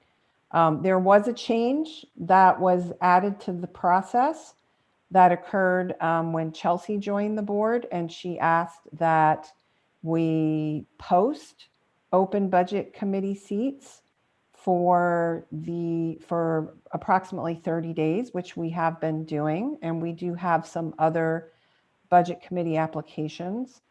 However, when we added that, we did not change the process by which individual board members were selecting and nominating budget committee members for their zone. So that has been the current practice of this board, and that is the process that we are moving forward with for this budget committee cycle. If there is a desire to change that, I would recommend that we address operating agreements at our summer retreat and fine tune some of the ways we would like to make those selections. Matt Keating? The one thing I would add to that is some of us appoint within the boundaries of our zone, though there's no mandate to do so. That is correct. So that would be Yes. something that we maybe to pass on to future boards through an operating agreement as well. Yes. Sounds like a good conversation for a summer retreat. Thank you, Matt. And that is a good thing to clarify, and something I would encourage us to clarify in that process. Rosie? Yeah, I just want to thank whoever, and Lisa, I kind of wonder if it wasn't you, whoever did a good job of casting our net and recruiting interest among individuals in serving on LCC's budget committee. I really appreciate that effort. I really benefited from seeing all the assembled credentials of people who expressed interest in being appointed. I think we have a good now file of people who might have the opportunity to serve at some point in the future. So thank you, somebody, for all that effort. Thanks, Rosie. And I do think there have been members of the staff who have been actively recruiting as well. So I appreciate those efforts. And I do think people have applied from seeing the postings. So, and I will remind the board that Chelsea will be also appointing a budget committee member because her previous budget committee member, Ashley Espinosa, was appointed to the Bethel School Board. And so she will also be appointing a budget committee member along with our newest board member who we will be appointing. They will also have an opportunity to fill the Zone 1 budget committee. So we can do 2 of them tonight, and then my hope would be to do 2 of them tonight, and then we would have 2 more to do. So I see Matt still has his hand up. And Matt, did you have a question? Yeah, I don't think anyone seconded Mike's motion. I'm happy to do so to advance it. And I believe the motion was to vote by, was it Mike? Did you make the motion by acclamation, or did you make the motion to vote as a slate? Acclamation. Second. Okay, great.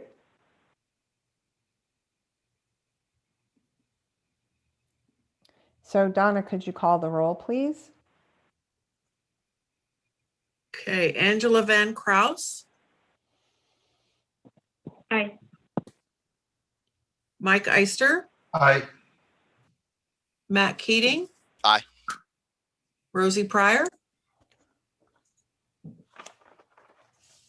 Sorry, aye. And Lisa Fragola. Aye.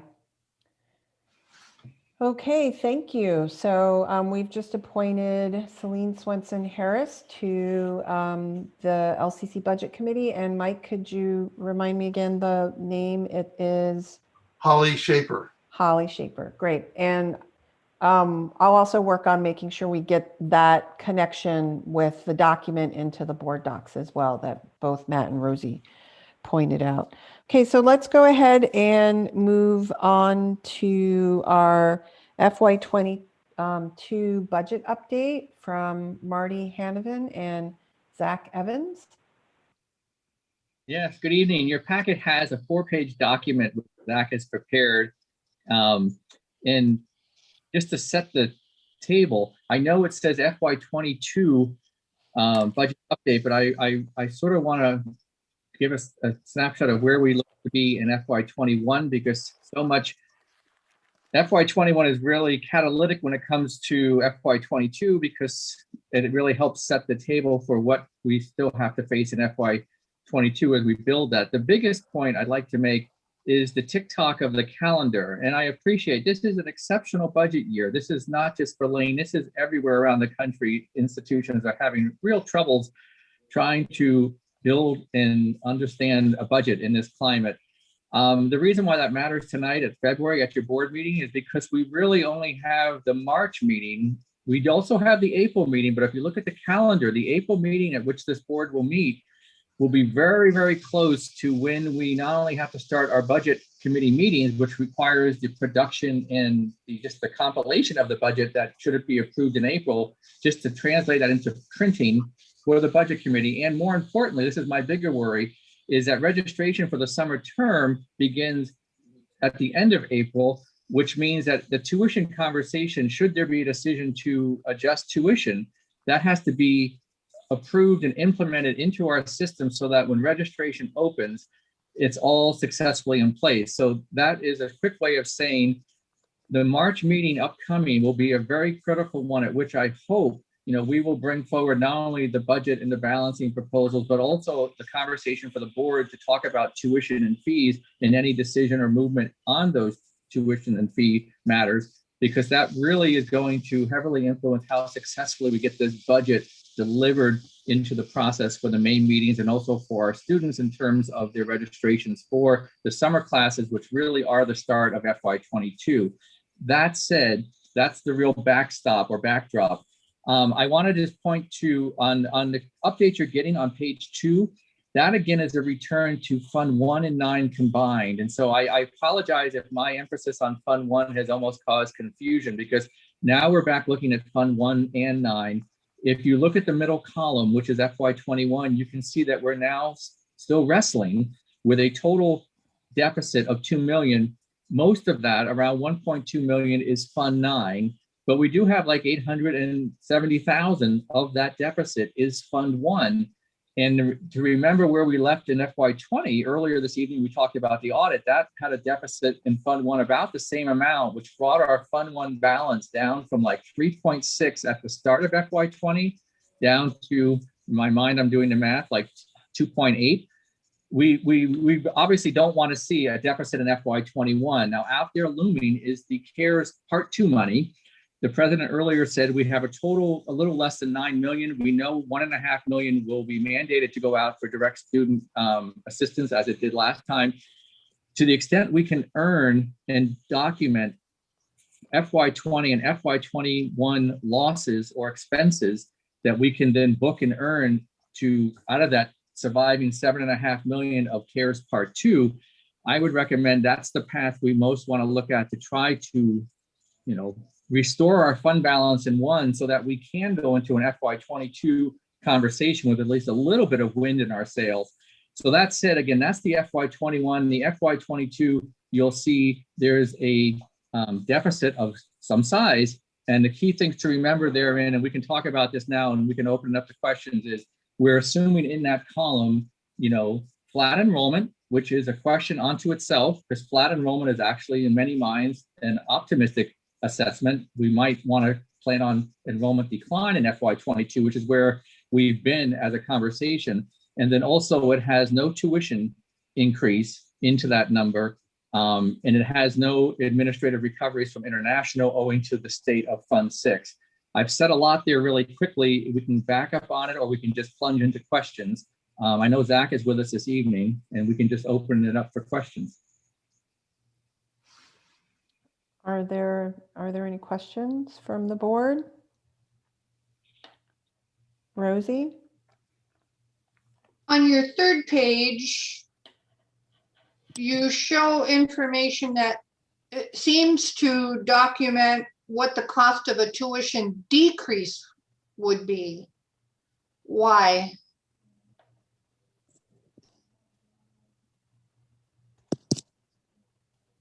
Brett, will you share your screen, please? Did you ask me something? No, he asked for Brett to share his screen. So Oh, Zach is looking for someone to share the document. Yeah. Thank you. Can you make it a little bit bigger, Brett? So what this is this is a 1% decline of credits. So for each 1% decline in enrollment, the net impact on the college is estimated at $314,000. Okay, so you're not proposing to lower tuition. You're just illustrating what the cost of our continuing decrease in enrollment is to the bottom line. That's helpful. Thank you. I misunderstood what you were trying to illustrate there. Yeah. Thanks. And before we go further, for the record, just want to give out, since we're on the budget update, a shout out to my team as they're diligently working on the 22 budget document and the budget development process. And they've updated a series of standard information items this year. And I will work with Donna to get those uploaded to the board docs library. And a few of those show student FTE trends over time, which is also page 67 of the audit, and personnel trends over time, as well as salary and wages.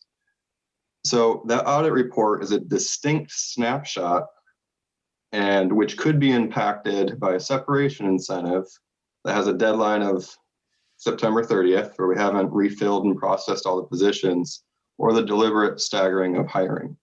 So we'll update some information materials that will continue to tell this story.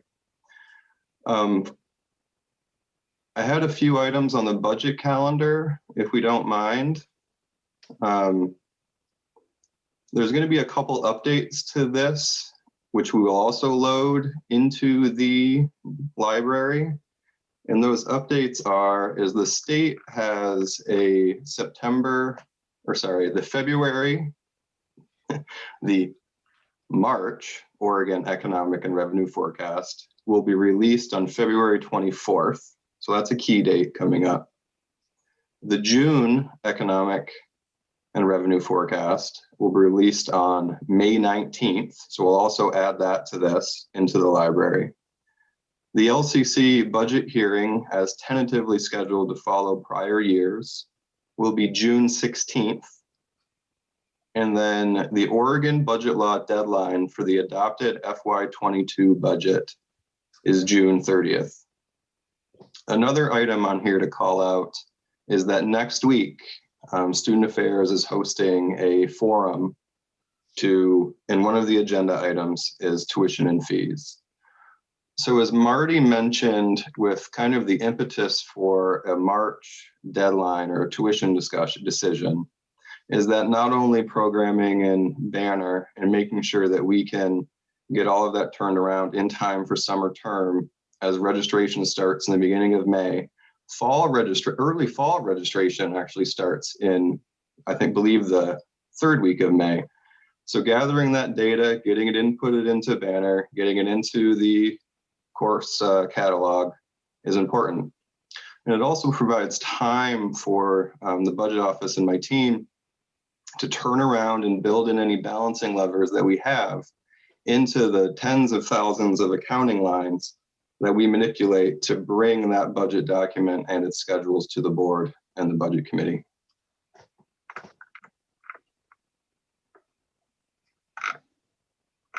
Were you done, Zach? I'm going to pause for a second. Okay. I know that Marty threw a lot at us with the projection. All right. Rosie, I see your hand is up. Thank you. I'm not getting my eye on where the internal, I forget the name of the group, the College Council Budget Subcommittee, is that what it's called? Actually develops a proposed budget that has some support by all the constituent groups on campus before it comes to the board. If I'm looking right at it, I'm not seeing it, I apologize, but I'm not seeing that particular event in winter term, which I'm assuming it will happen in winter term. Yeah, what the subcommittee is shooting for now is to have their initial balancing proposals on March 10th. And then with that going quickly through a campus forum and then brought to the board, if we can remain on schedule for the March 17th meeting. Thank you, I see it now. Thank you, Zach, I appreciate that.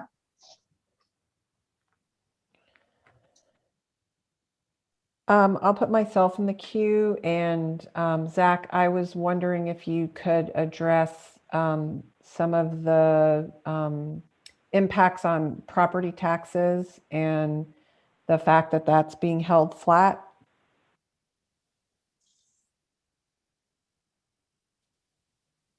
Yeah, so since I've arrived at the college, one of the revenue assumptions that we've been able to hold constant is a 3 to 3.5% increase in local property taxes every year. This year, or not for next year, we're moving forward with a flat assumption. And this comes with a conversation that happened at a training I attended, as well as members of my team attended, with the Oregon Department of Revenue, referencing that community or local governments should be a little bit restrained this year on property taxes due to the impact of wildfires and the ability to collect revenue coming in. So we took that reference point from the state, and Greg Holmes and I had an email exchange with Lane County's assessor, who also recommended that we assume flat on local property taxes for next year. What neither entity or individual could kind of answer is what's the impact of the governor's executive orders, as well as the extreme risk categorization that Lane County has been operating on at least since November. What I'm personally hoping is that the state's revenue forecast coming up in February, then in May, kind of alludes to some of that conversation. But for now, we're taking information and advice from Lane County's assessor, as well as the narrative that Oregon Department of Revenue is saying about property taxes. So you're saying that it could actually be a decrease from the amount shown here, and not there's a potential for it actually decreasing and not just the loss of the 3 to 3.5% increase. That could happen as the economic impact of the executive orders comes into light, yes. But at this time, I don't have a clear kind of finger on that. Okay, thank you. Are there any other questions from the board? Angela? Thank you. I have so many documents up. This is a big packet. I'm struggling to track the thing that I'm looking for. So I have a few questions. I really want to pull up the, here it is. Okay. So when we're looking at these ending fund balances, or are we looking at ending fund balances when we're looking at these deficits on page 2? Make sure. No. Yeah. So the only ending fund balance that's referenced in this packet is page 4, and the FY20 ending general fund balance is the same thing as the FY21 beginning general fund balance. Okay. Thank you. And so when we're talking about the balancing proposals that are sort of in development, what's the magnitude that they need to balance? So at this time, it is the sum or the net deficit on the bottom of the orange or peach column. We still have some unknown levers and variables going in, well, several unknown variables, but some of the ones that I have control, at least over calculating, is our OPE rates. So that's going to be coming shortly. Hope to have that done within the next week.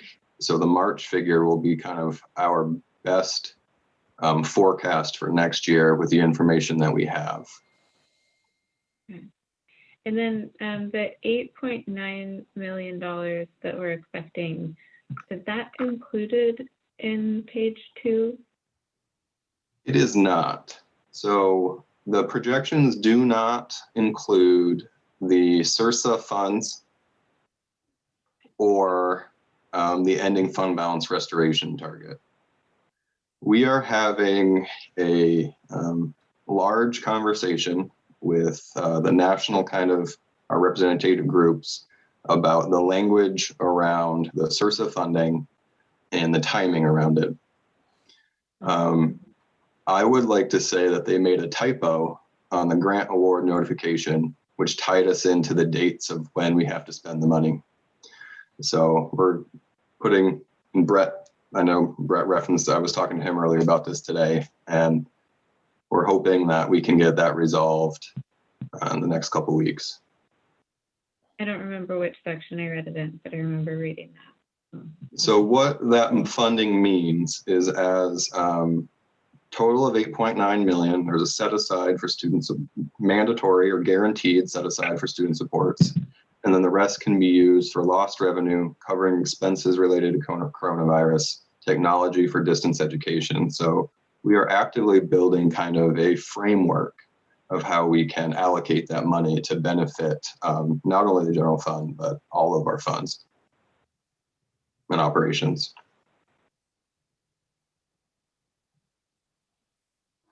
And just to confirm, that is one-time money. That's not. It is one-time money.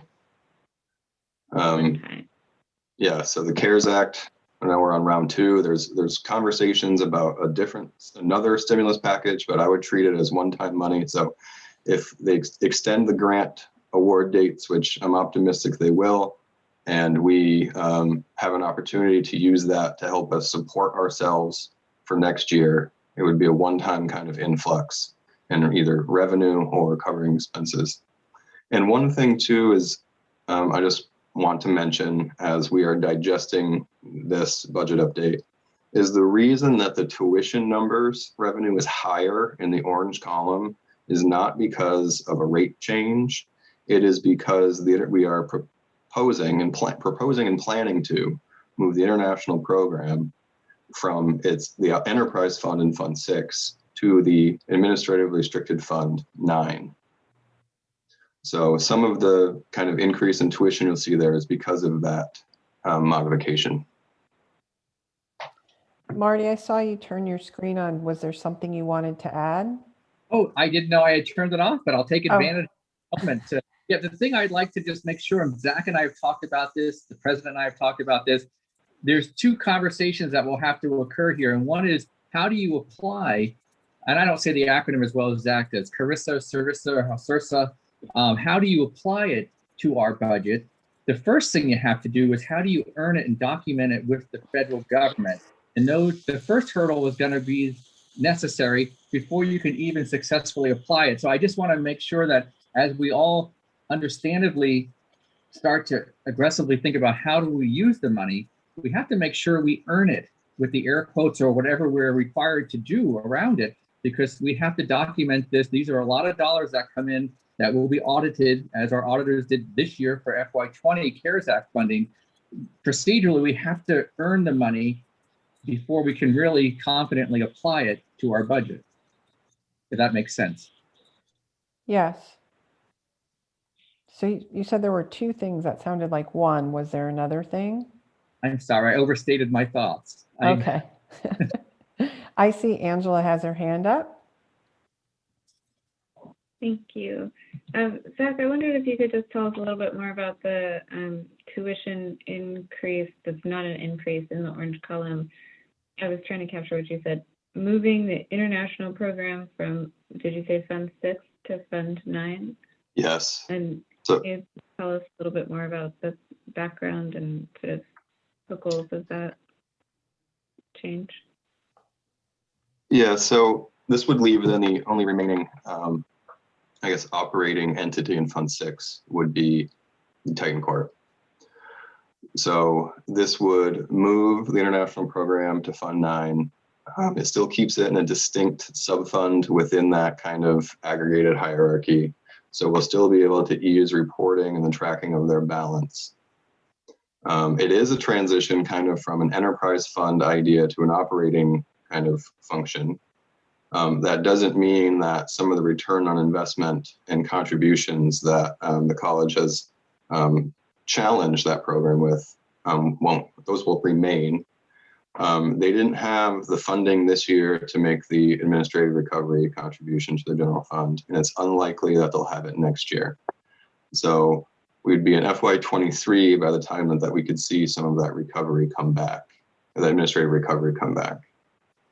So one of the other benefits of 9 is that, you know, they'll have ability to grow a small fund balance to operate with to kind of absorb some of these geopolitical changes or geopolitical issues that we've been having, or global pandemics. So they'll have a little bit of some funding to absorb that.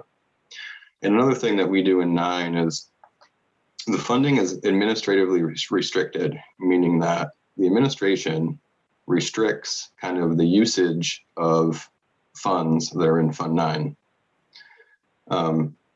When you go into the general fund, everything kind of supports each other, and there isn't like a direct lineation of, oh, this is mine reserved for kind of my program, or this is a set aside for mine. Fund 9 gives us a little bit more of that restriction, but it doesn't mean that the program will not continue to contribute to the general fund. It just won't be immediate. I have a question about that, Zach. Are there things in the general fund that contribute to that program? Yes. Mm-hmm. I mean, they use services that are supported by staff that are paid from the general fund. Okay, so it is already kind of connected pretty strongly to Fund 1 based on the way that students interface with the rest of the college. Yes. Okay. All right, we are at time for this subject. I did hear from both Marty and Zach that we have some pretty significant decisions coming up and some things to look at. And I'm hoping that we'll have some pretty clear recommendations coming out of the BDS from the budget subcommittee as well. So I'm going to move us on to the next agenda item, which is, and wait, before I go on, Marty, I believe that is the last moment you have on the agenda tonight. And so I did want to take a moment to thank you for your service here at LCC. And I believe you moved here during a pandemic, and you're moving again during a pandemic. And so thank you very much, and good luck at Norwich University. And I appreciate your service here at the college. Thank you. Thank you. And let me just I don't want to extend your evening, but I appreciate that. And let me just thank the president and all of you for the kind words. I'm going back to my alma mater. I thought I won the lottery when I was able to join you last year, because Eugene has been a home away from home, and I did not anticipate this good fortune. So it's my 35th college reunion year, and I'm able to go back to my military college, where I'm able to just walk the grounds and the parade grounds and serve them. It's been excitingly wonderful to be here. I remain so positive for Lane, and I'm so appreciative of the voters for the bond measure, because I have been on campus, even though we have not been fully open. I have been on campus virtually every day, because I just believe in the campus, where it sits, the setting, the things that the facilities will be doing for the students. I just remain very much supportive of Lane, and I want to thank you all. And I will stay in touch, and I will remain available in any way I can to help. And I will be back for regular visits, so I'll be checking up on all the wonderful things that will go on here. So thank you again. Great, thank you. So now we'll move on to the Applied Baccalaureate degree, which Provost Durrell is going to. Maybe you can remind us a little bit briefly what we're talking about tonight, because I know we do have a action we need to take. Right, that's correct. We presented this to the board in the work session a couple weeks ago, but just to kind of remind you, the state of Oregon has joined about 25 other states in the country in permitting community colleges to offer baccalaureate degrees. And in particular, the baccalaureate degrees that are offered at community colleges in Oregon in particular is one of them, are applied baccalaureate degrees, meaning that they are designed to meet a particular workforce need in the community. As part of the first step, and I also point out that if you look at the students that tend to go into these applied baccalaureate degrees, not only does it meet a workforce need, but it also opens up access to a baccalaureate degree that a lot of these students wouldn't have otherwise. I believe the average age in Washington State, the average age of the applied baccalaureate graduate is 32 or something like that. So it really is looking at that adult learner, that workforce development kind of a degree. So the process requires, for us to even consider developing an applied baccalaureate degree, a specific degree, the first step is approval of the board or a vote of support from the board for the college to enter into an exploratory phase. And so that's what we're asking for today, is to enter into that exploratory phase. Then the process would require us to look internally and externally about what would be the type of specific degree programs that we would want to engage in at Lane Community College. And then those would have to again come back to the board for specific approval prior to going to the state. And it's a two-step process for any specific degree approval at the state. It requires a detailed labor analysis, surveys of the competition of other communities, other colleges in the community. So it is an elaborate process. So that's really what we're looking at, is really the board's support to move forward in this investigation of potentially bringing forward at a later date a specific degree for an applied baccalaureate at LCC. Okay, I have Angela in the queue, followed by Mike. I move the Board of Education support and approve the exploration and development of the applied baccalaureate as a degree option for Lane Community College. Do I have a second? Second. Okay, great. Angela, did you want to speak to your motion? Sure. I've been super stoked about this ever since I heard about the legislation passing. I think it was right about the time I got elected to the board, and I was talking with a friend of mine who's a professor at Western Oregon University, and she was also really excited about it. And we were, talking about all of the ways that this could be beneficial for both of our institutions. I just can't express how excited I am that we're exploring this. I think that there's so much potential, and it really opens up opportunities for students. So thank you. And Mike, you still have your hand up? Angela said it all. I'm ready for my hand to come down. Okay, great. Is there anyone else who had a question or wish to address the motion? Okay, seeing none, I'll have Donna call the roll. Angela Van Kraus, Aye. Mike Eister, Aye. Matt Keating, Aye. Rosie Pryor, Aye. Lisa Fragala. Aye. Great, thank you. And Paul, we'll look forward to hearing updates on that as progress is made. Yeah, thank you all again. I appreciate your support of our students. I really think it's a good opportunity for them. So thank you. Okay, so the last item in our discussion action section of the agenda is the LCCEF MOA ratification. And Shane, is Shane here with us? Oh, yeah, there he is. Okay, great. Thank you. So this evening we're presenting to you the tentative agreement reached between the college and the LCCEF bargaining team. That tentative agreement is out for a ratification vote for the membership of LCCEF. I'm requesting this evening that you consider ratifying it conditionally based upon the approval of their members. Okay, and do I have a motion? Matt Keating.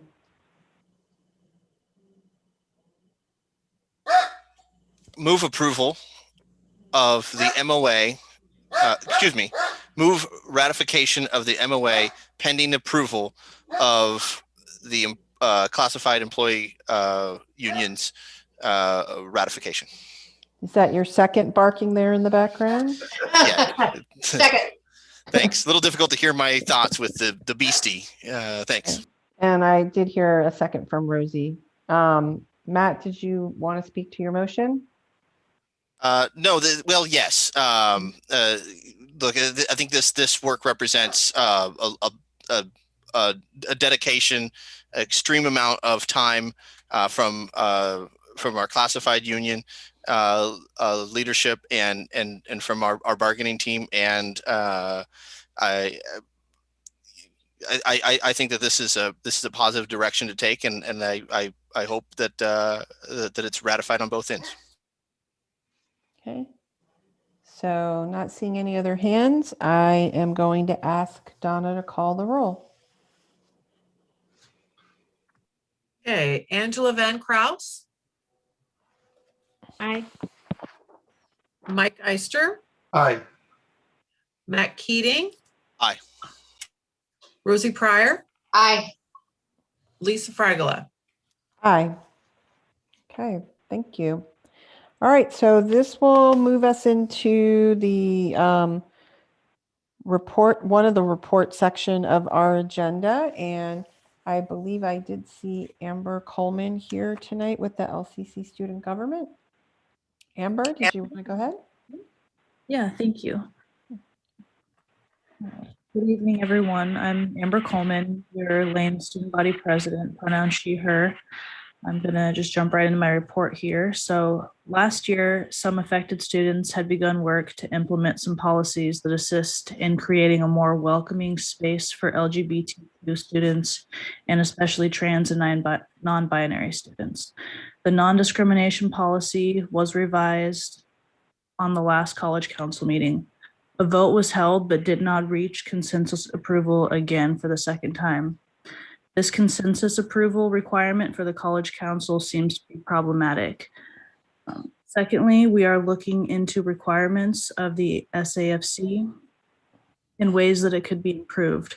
On January 5th, 2021, during our regular meeting with President Hamilton, we discussed our perception of how ineffective the SAFC was.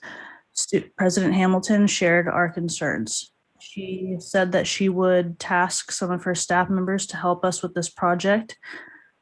Since then, the college has found the documentation of the settlement, which created the SAFC.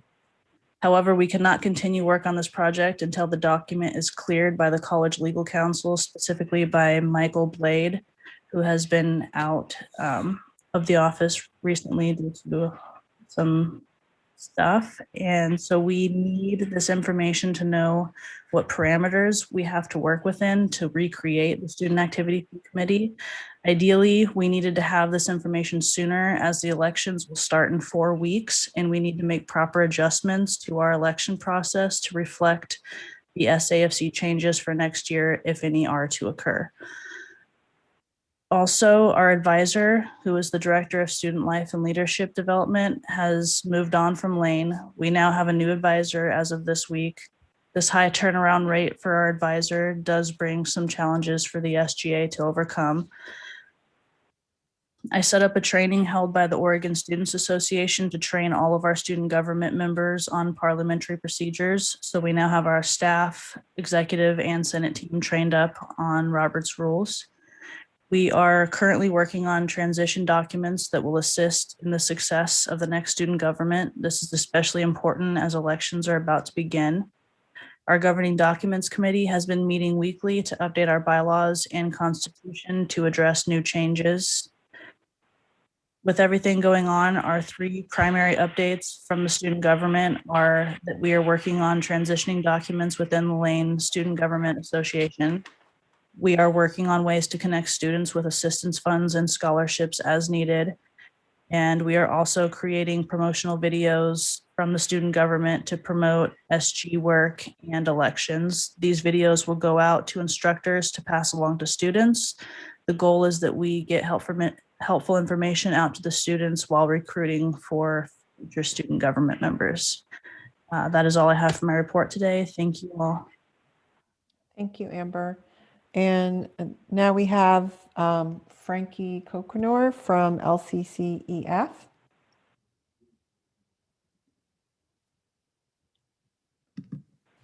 Hi, Hi, everybody. Give me just a second. I'm going to turn my camera on. I apologize. I feel like you guys haven't gotten to see me in quite a while. So here I am. Hi, everybody. Great. And I'm really tired. I started a training that starts at 6 o'clock in the morning Eastern time. So I'm keeping what I'm going to say as short as possible tonight. So thank you. So anyways, let me introduce myself to people that don't know me. My name is Frankie Kokenor. I'm the president of Lane Community College Employee Federation, and my pronouns are she, her, and hers. I want to say that our bargaining team recently came to an agreement with the college, as was presented earlier.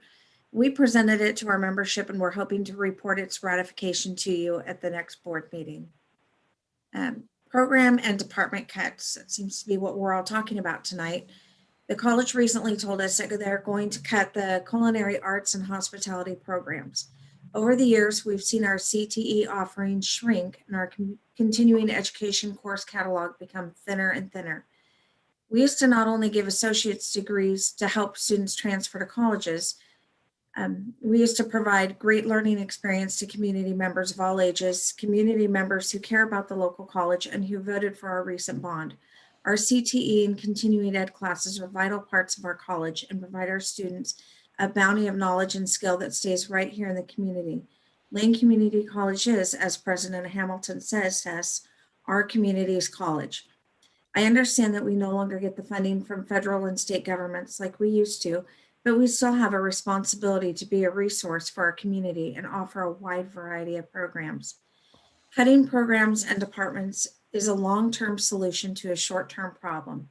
Federal relief funds can be used to weather the current shortfalls, and every indication is that fall enrollment will increase. The University of Oregon and Oregon State University are already reporting enormous increases in applications for the freshman class of 21-22. Once in-person instruction returns, enrollment at LCC will also rise. If we continue to cut offerings, LCC won't have the class and program variety necessary to attract new students and retain the ones that we have. We need to find permanent solutions to address our financial shortfalls. One option is to take a look at Titan Court student apartments. We're currently only able to cover the interest portion of the payments on this building, and even those payments are steadily draining our general fund. In order to sell Titan Court, we have to separate the HVAC from the downtown center system. Due to the cost of that process, the board chose in a work session last year to postpone discussing it until the bond passed. Now that we've passed the bond and have that covering much of the major maintenance on our campus, we need to reopen that discussion. It won't be cheap to separate the HVAC systems, but it will allow us to sell Titan Court and to stop throwing our money away into a bottomless pit that this has become. Let's get this done sooner rather than later. In short, let's find other solutions to solve our budget issues besides closing valuable programs and departments that our community relies on. So, thank you. Thank you, Frankie. Up next, we have Adrienne Mitchell from LCCEA. Good evening. I'm going to talk about a few topics. The first one is a few updates related to LCCEA's work in legislative advocacy. We've been engaged in ongoing advocacy together with OEA for placement of higher education in the priority category consistent with the CDC guidelines for vaccines throughout Oregon. In addition, we've had several LCCEA representatives attend a Zoom gathering with numerous Lane County legislators to advocate for community college state support funding, and we're joining together with OCCA in order to ask for $703 million for the CCSF. LCCEA and OEA are supporting a bill that would increase need-based funding for the Oregon Opportunity Grant, and also working to provide testimony for other bills that affect community colleges, including support for part-time faculty healthcare statewide, which would provide additional funding to mitigate pressure on the LCC budget. I'd like to also highlight the excellent work of faculty in both the culinary and the hospitality programs. Culinary moved to provide inexpensive stackable credentials and a career ladder to diverse students with the implementation of their one-year program and their one-term commercial cooking certificate that was just approved last week. Because it was just approved by the HEC last week, they have not yet had a chance to implement it, so hopefully they will have the opportunity to do so. Regarding hospitality, the one remaining faculty member in that program has redesigned the entire program in order to be able to serve students with just one faculty member, creating substantial savings for the program. Because the program has lecture classes only, these are basically the types of classes that are the bread and butter for LCC that generate net revenue. And the program also serves a substantial international student population, which only increases the amount of revenue generated by the program.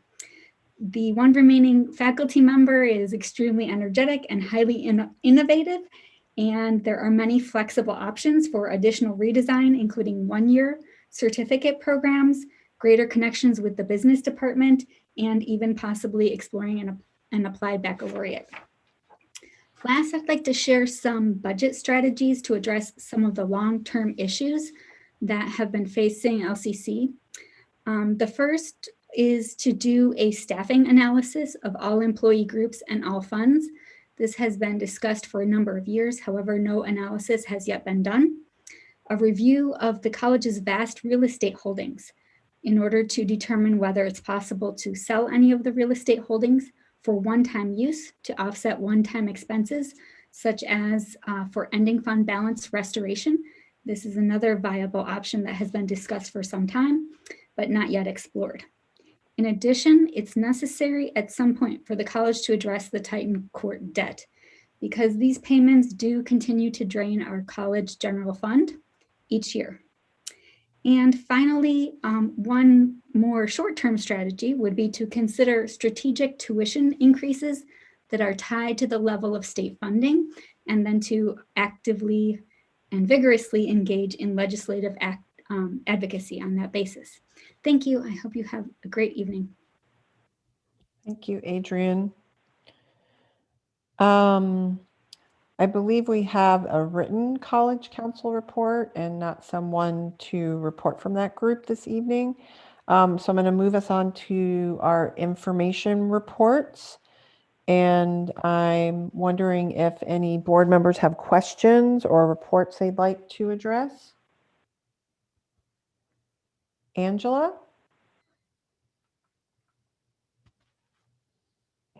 Yeah, thank you. I have, I think, one more question on 6F. I have a few questions on 6F is the Hope Survey and Pathway to Opportunities. A few questions on the Year 6 accreditation report, and a couple of questions on the financial planning and budgeting report, but I think that is not necessary for this meeting. I can follow up.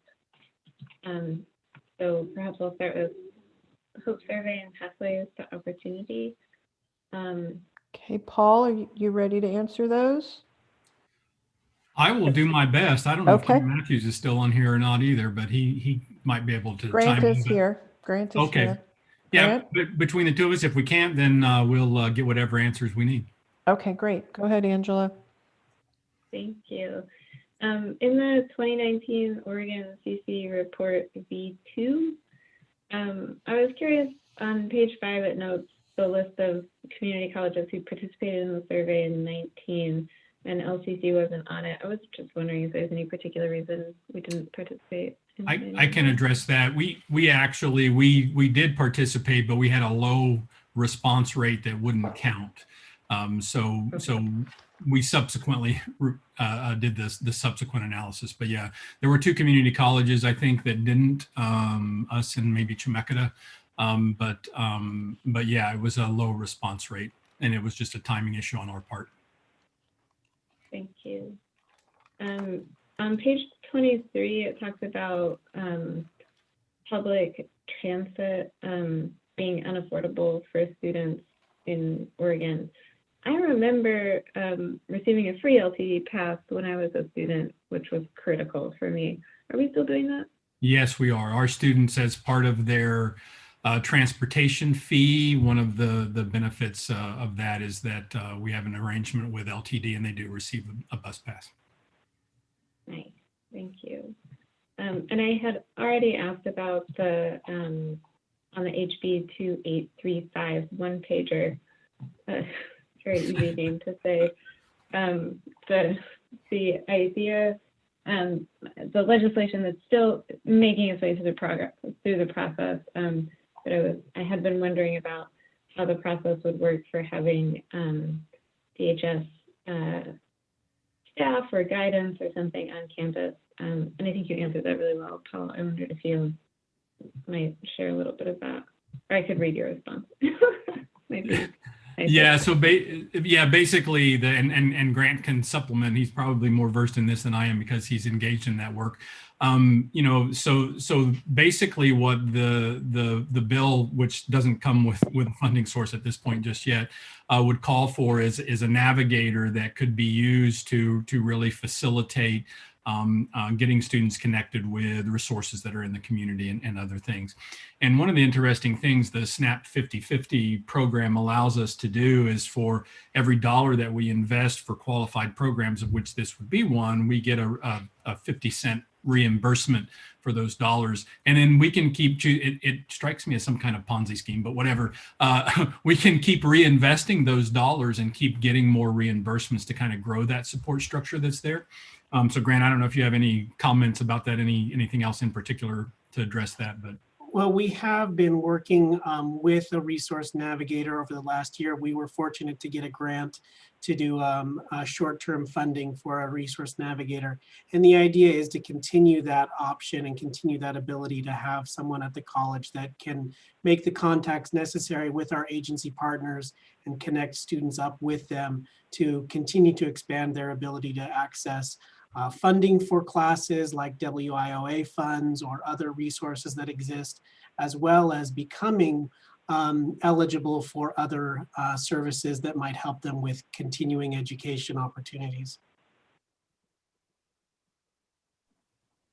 Okay, great, thank you. Matt Keating. Yeah, I have 3 questions. A couple are a direct follow-up to the latest inquiries. Was that a previous function of the WorkSource Lane workforce development program that we had on campus? I'm going to guess marginally, yes. I'm not prepared to answer that because I'm not really familiar with that program. I don't know if Grant is either, but yeah. Okay. I'm not familiar with how it was implemented at Lane, but another school that I worked with that had a similar participation with the WIOA funds, that was a partial role that they played, but the current implementation does have many differences.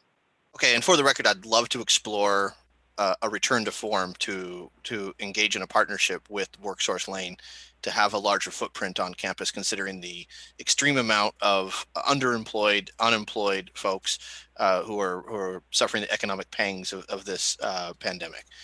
Already a work in progress. Thank you. Yeah, appreciate you. And a point of information, all our main campus students pay into the student activities fee. I believe the Florence students are exempt from it. That a portion thereof, I think it's $25 a term, goes toward it's a transportation fee that goes to cover their LTD permit. Is that correct? No, two separate fees. There's the transportation fee is different than the student activity fee. So there are two separate fees. Okay, thank you. But there is a transportation fee, and it's around $25. It's around $25, and for every credit student on main campus pays into it. Correct? That is correct. Right. Okay. Great. Even if they don't use it, and they drive a vehicle, correct? Yes, I do not believe there's an opt-out ability. Great. So I would submit that we could and should do more to provide incentives for those who are utilizing it, and maybe that transportation fee is bumped up a bit for those who are not utilizing it and driving driving their vehicles. Carbon footprint, safety and security of campus. You've heard me talk about this ad nauseum. So I just wanted to get that in there. Finally, Provost Jarrell, thank you for your patience. I have a question about something I didn't see in the information packet that you presented to us, which is in regards to the Culinary Arts Hospitality Program. About a year ago, we had talked about a redesign. And based on the testimony we received tonight and the concern leading up to and at tonight's meeting, are you going to address some of the concerns as it revolves around the administration's potential redesign of an ever-evolving program on campus? Well, if you're asking about specific redesigns for either culinary arts or hospitality right now, I don't have any information about that. The culinary arts program is correct, did go through a redesign, converted an associate degree into a one-year certificate. Again, trying to align a little bit better with what might be needed for entry-level work. The hospitality program is currently in a redesign process. They had recently submitted a curriculum that is currently going through the curriculum approval process right now. That really was necessitated by the first thing that I mentioned, that is the culinary arts program moving from an associate's degree to a one-year certificate. Those two programs were kind of too interconnected and had to be separated as a result of that. So that's the current process that is in redesign right now. Okay, great. And final follow-up, if I may, Chair Fragala, do you see an opportunity for applied baccalaureate for the aforementioned programs? Was that to me or to Chair Fragala? Yeah, No, not to you. to me, not to me. That's to you, Paul. Yeah, I don't know. I mean, that requires the detailed work. Certainly, I don't see it in culinary arts because we were moving actually away from a two-year degree more towards certificates that feed into the entry-level occupation. I can't really speak to hospitality. That work would have to be done, research to see if that's there locally. I do know that the highest paying jobs, event planners and things like that, that we find both in Lane County and in the state do require a bachelor's degree. Okay, great. I would hope that we would be leaning into our career technical education programs and opportunities to explore new monies. So thank you, Paul. Appreciate you. Yeah, you're quite welcome. Angela? Thank you. My next questions are about the year 6 accreditation report. So I don't have any reason to keep you on the hook, Provost Jarrell, if you'd like to stay on. So I guess, so I have 3 questions. It's 4 questions. I'm sorry. One is sort of a comment. I'm wondering if we're keeping some sort of like handy reference guide to the policies that we're changing. This report references board policies at length, and I'm really concerned about, I mean, it's operational, it's not my business. I'm hoping that we're making sure that we're tracking those sorts of things so that staff have some sort of reference guide when they go to update this next year. I can imagine it being a nightmare. Yeah, certainly. I wasn't in charge of producing that report. I don't know if Richard Plott's Yeah, Richard's here, and he just not. turned his screen on, so I'll let him answer that question. All righty. Thanks, Paul. Trustee Bancroft, yes, we do track the changes that are made from year to year. We do keep a tick list, so to speak. So as board policies or board procedures are changed, or college procedures or policies are changed, we can update them accordingly. There's a drop box where we put them in for the new observation that would coincide with the report production. Super, thank you. On the PDF, page 24, the document number is page 22. The report notes that the Lane Board of Education has selected the accounting firm of Kenneth Coons and Company as its auditor. And I don't remember affirmatively selecting that company. Is it a decision that we made once upon a time that's like evergreen, or how does that work? That information was received from, I'm sorry, ma'am. I was saying, I'm gonna let Marge address that. Go ahead, Marge. You're muted. The board voted on that several years ago, and last year it was recommended that we do the RFP process.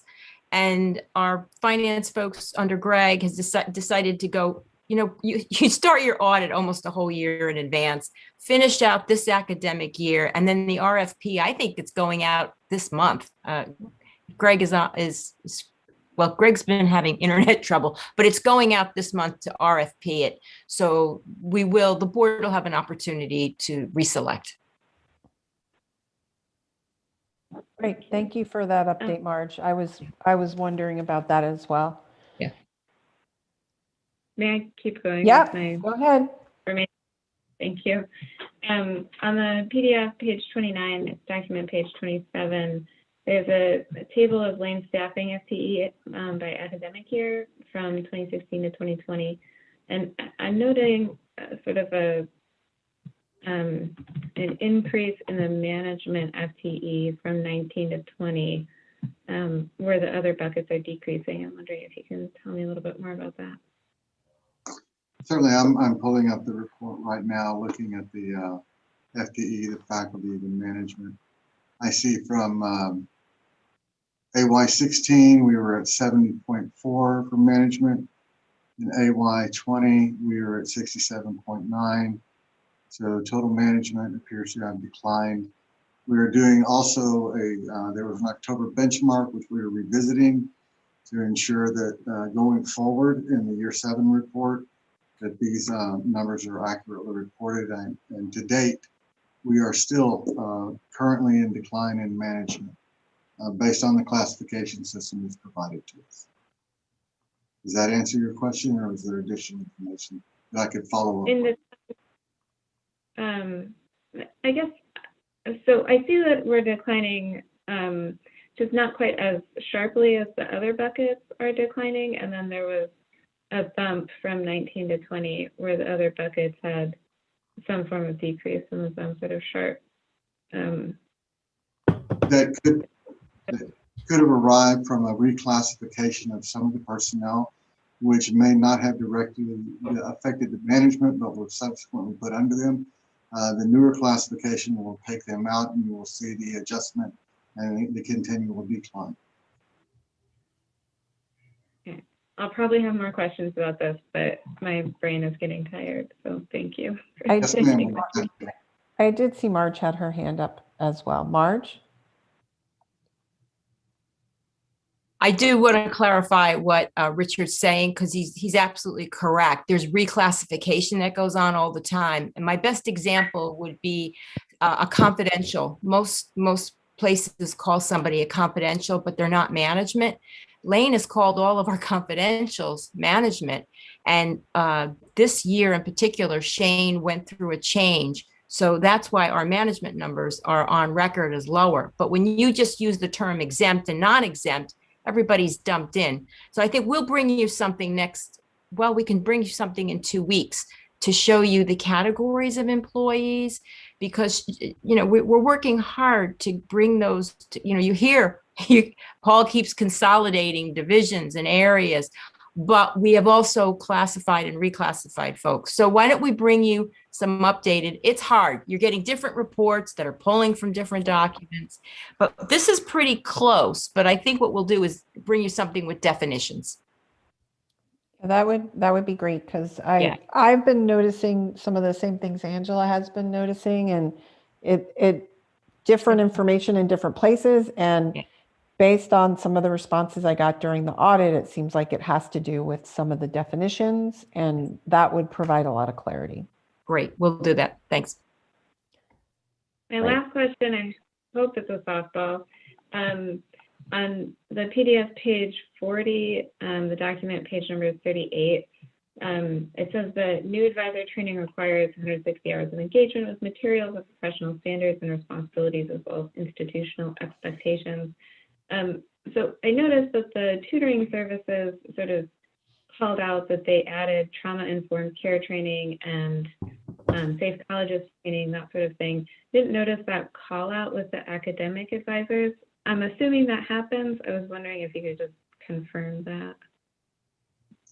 I'm sorry. Paul, go I ahead. was fixing to reach out to ask if you could confirm that. Yeah, I'm not sure. I can't speak if that explicit training, where that happens across the campus. It's our general practice to have that type of training with all of our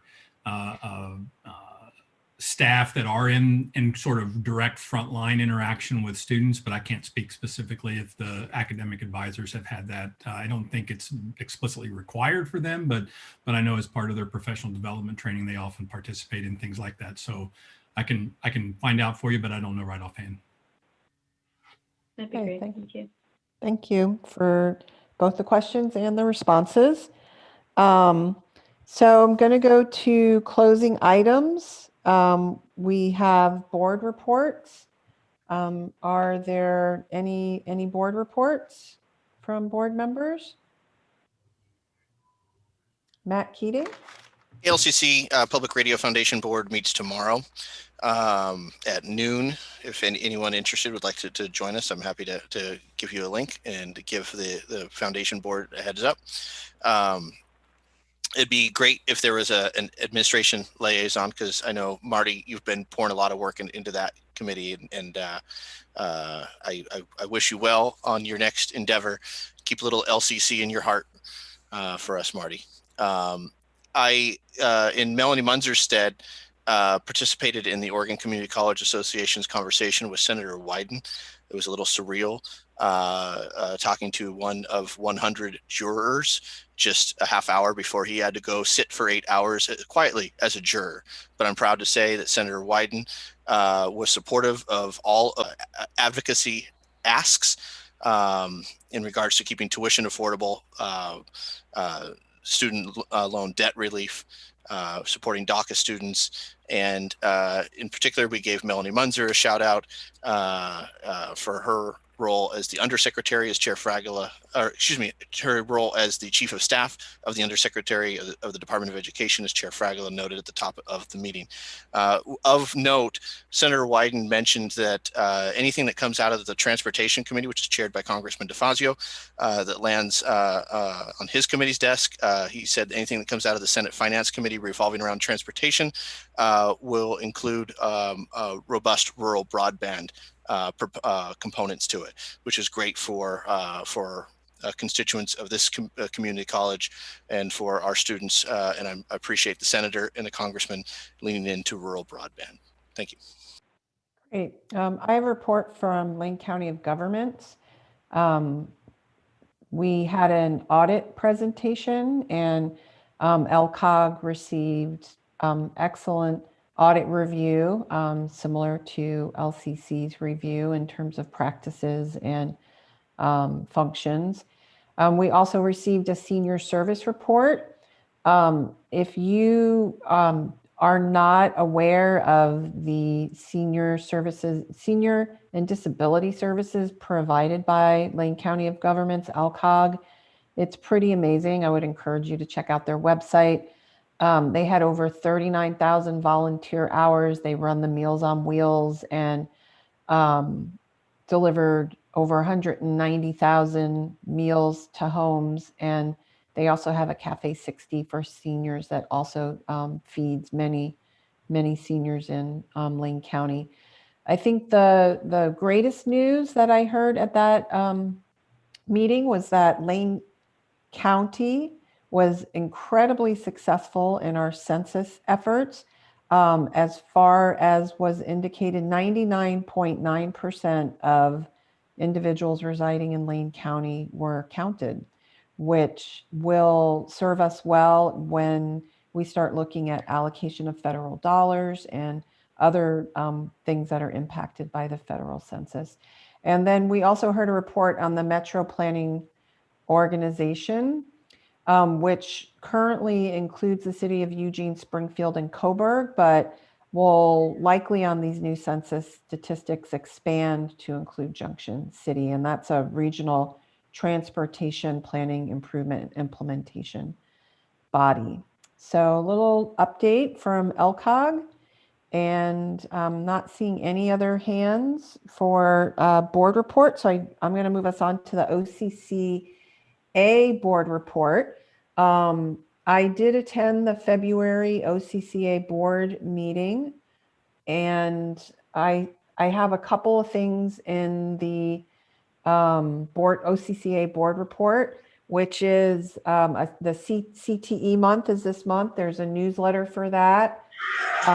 There are the ACCT legislative priorities, and Matt gave you a little update on meetings with Oregon Senators Wyden and Merkley. We also met with Congressman DeFazio, who is also incredibly supportive of all of these legislative priorities, and I think someone we can count on to think about community colleges. There's the OCCA Digest from February 5th, and OCCA has a new app that's called the Voter Voice, and I wanted to include that OCCA Digest because it talks about the Voter Voice app, and I'd encourage people to check it out because it interfaces with legislative priorities and allows you to very quickly contact your state representatives about legislative priorities connected to community colleges. I don't believe we have any ad hoc committee reports. And so just going to remind board members for our future meeting dates that we have the appointment process for Zone 1. The application deadline for that is February 22nd, which is this coming Monday.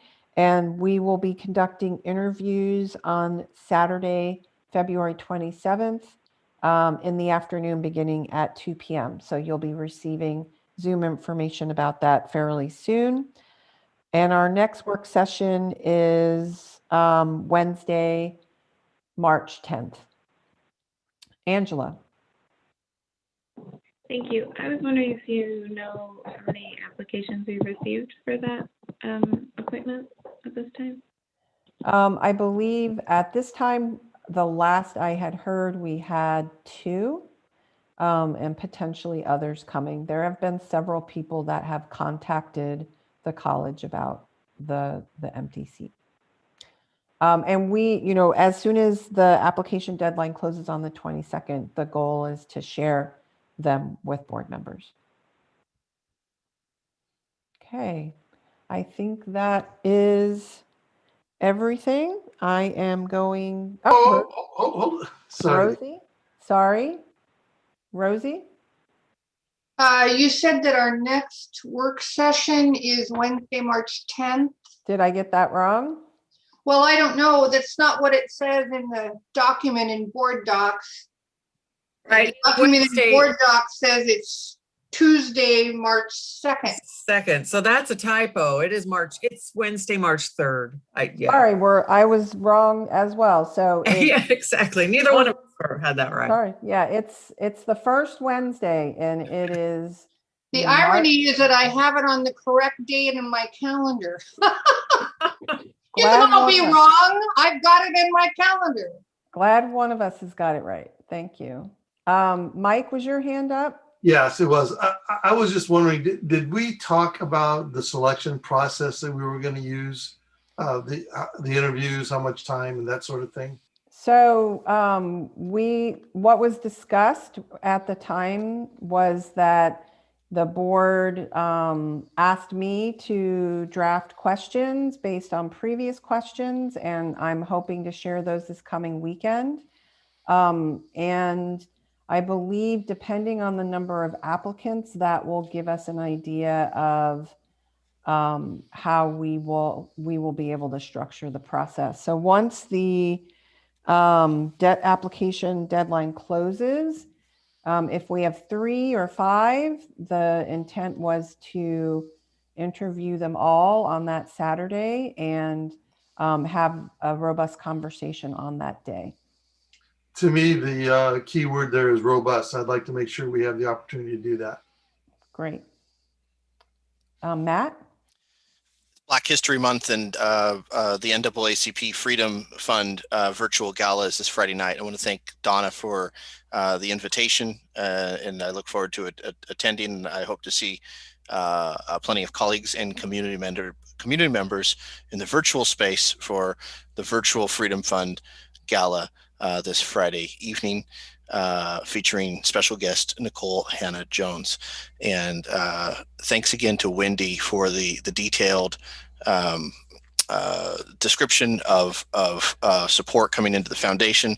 I'm proud to see that the Black Minds Matter Student Assistance Fund has received $10,000 in contributions, and I just encourage everyone within earshot to chip into the foundation, and feel free to denote where those monies go. And the Black Minds Matter Student Assistance Fund is certainly a great avenue to chip in. Thank you. Thanks, Matt. All right, so make sure you've got the 27th at 2 on your calendar, and Wednesday, March 10th. Nope, just joking. It's not the 10th. It's the 3rd. It's the 3rd. Thank you. All right, I am adjourning. Good evening.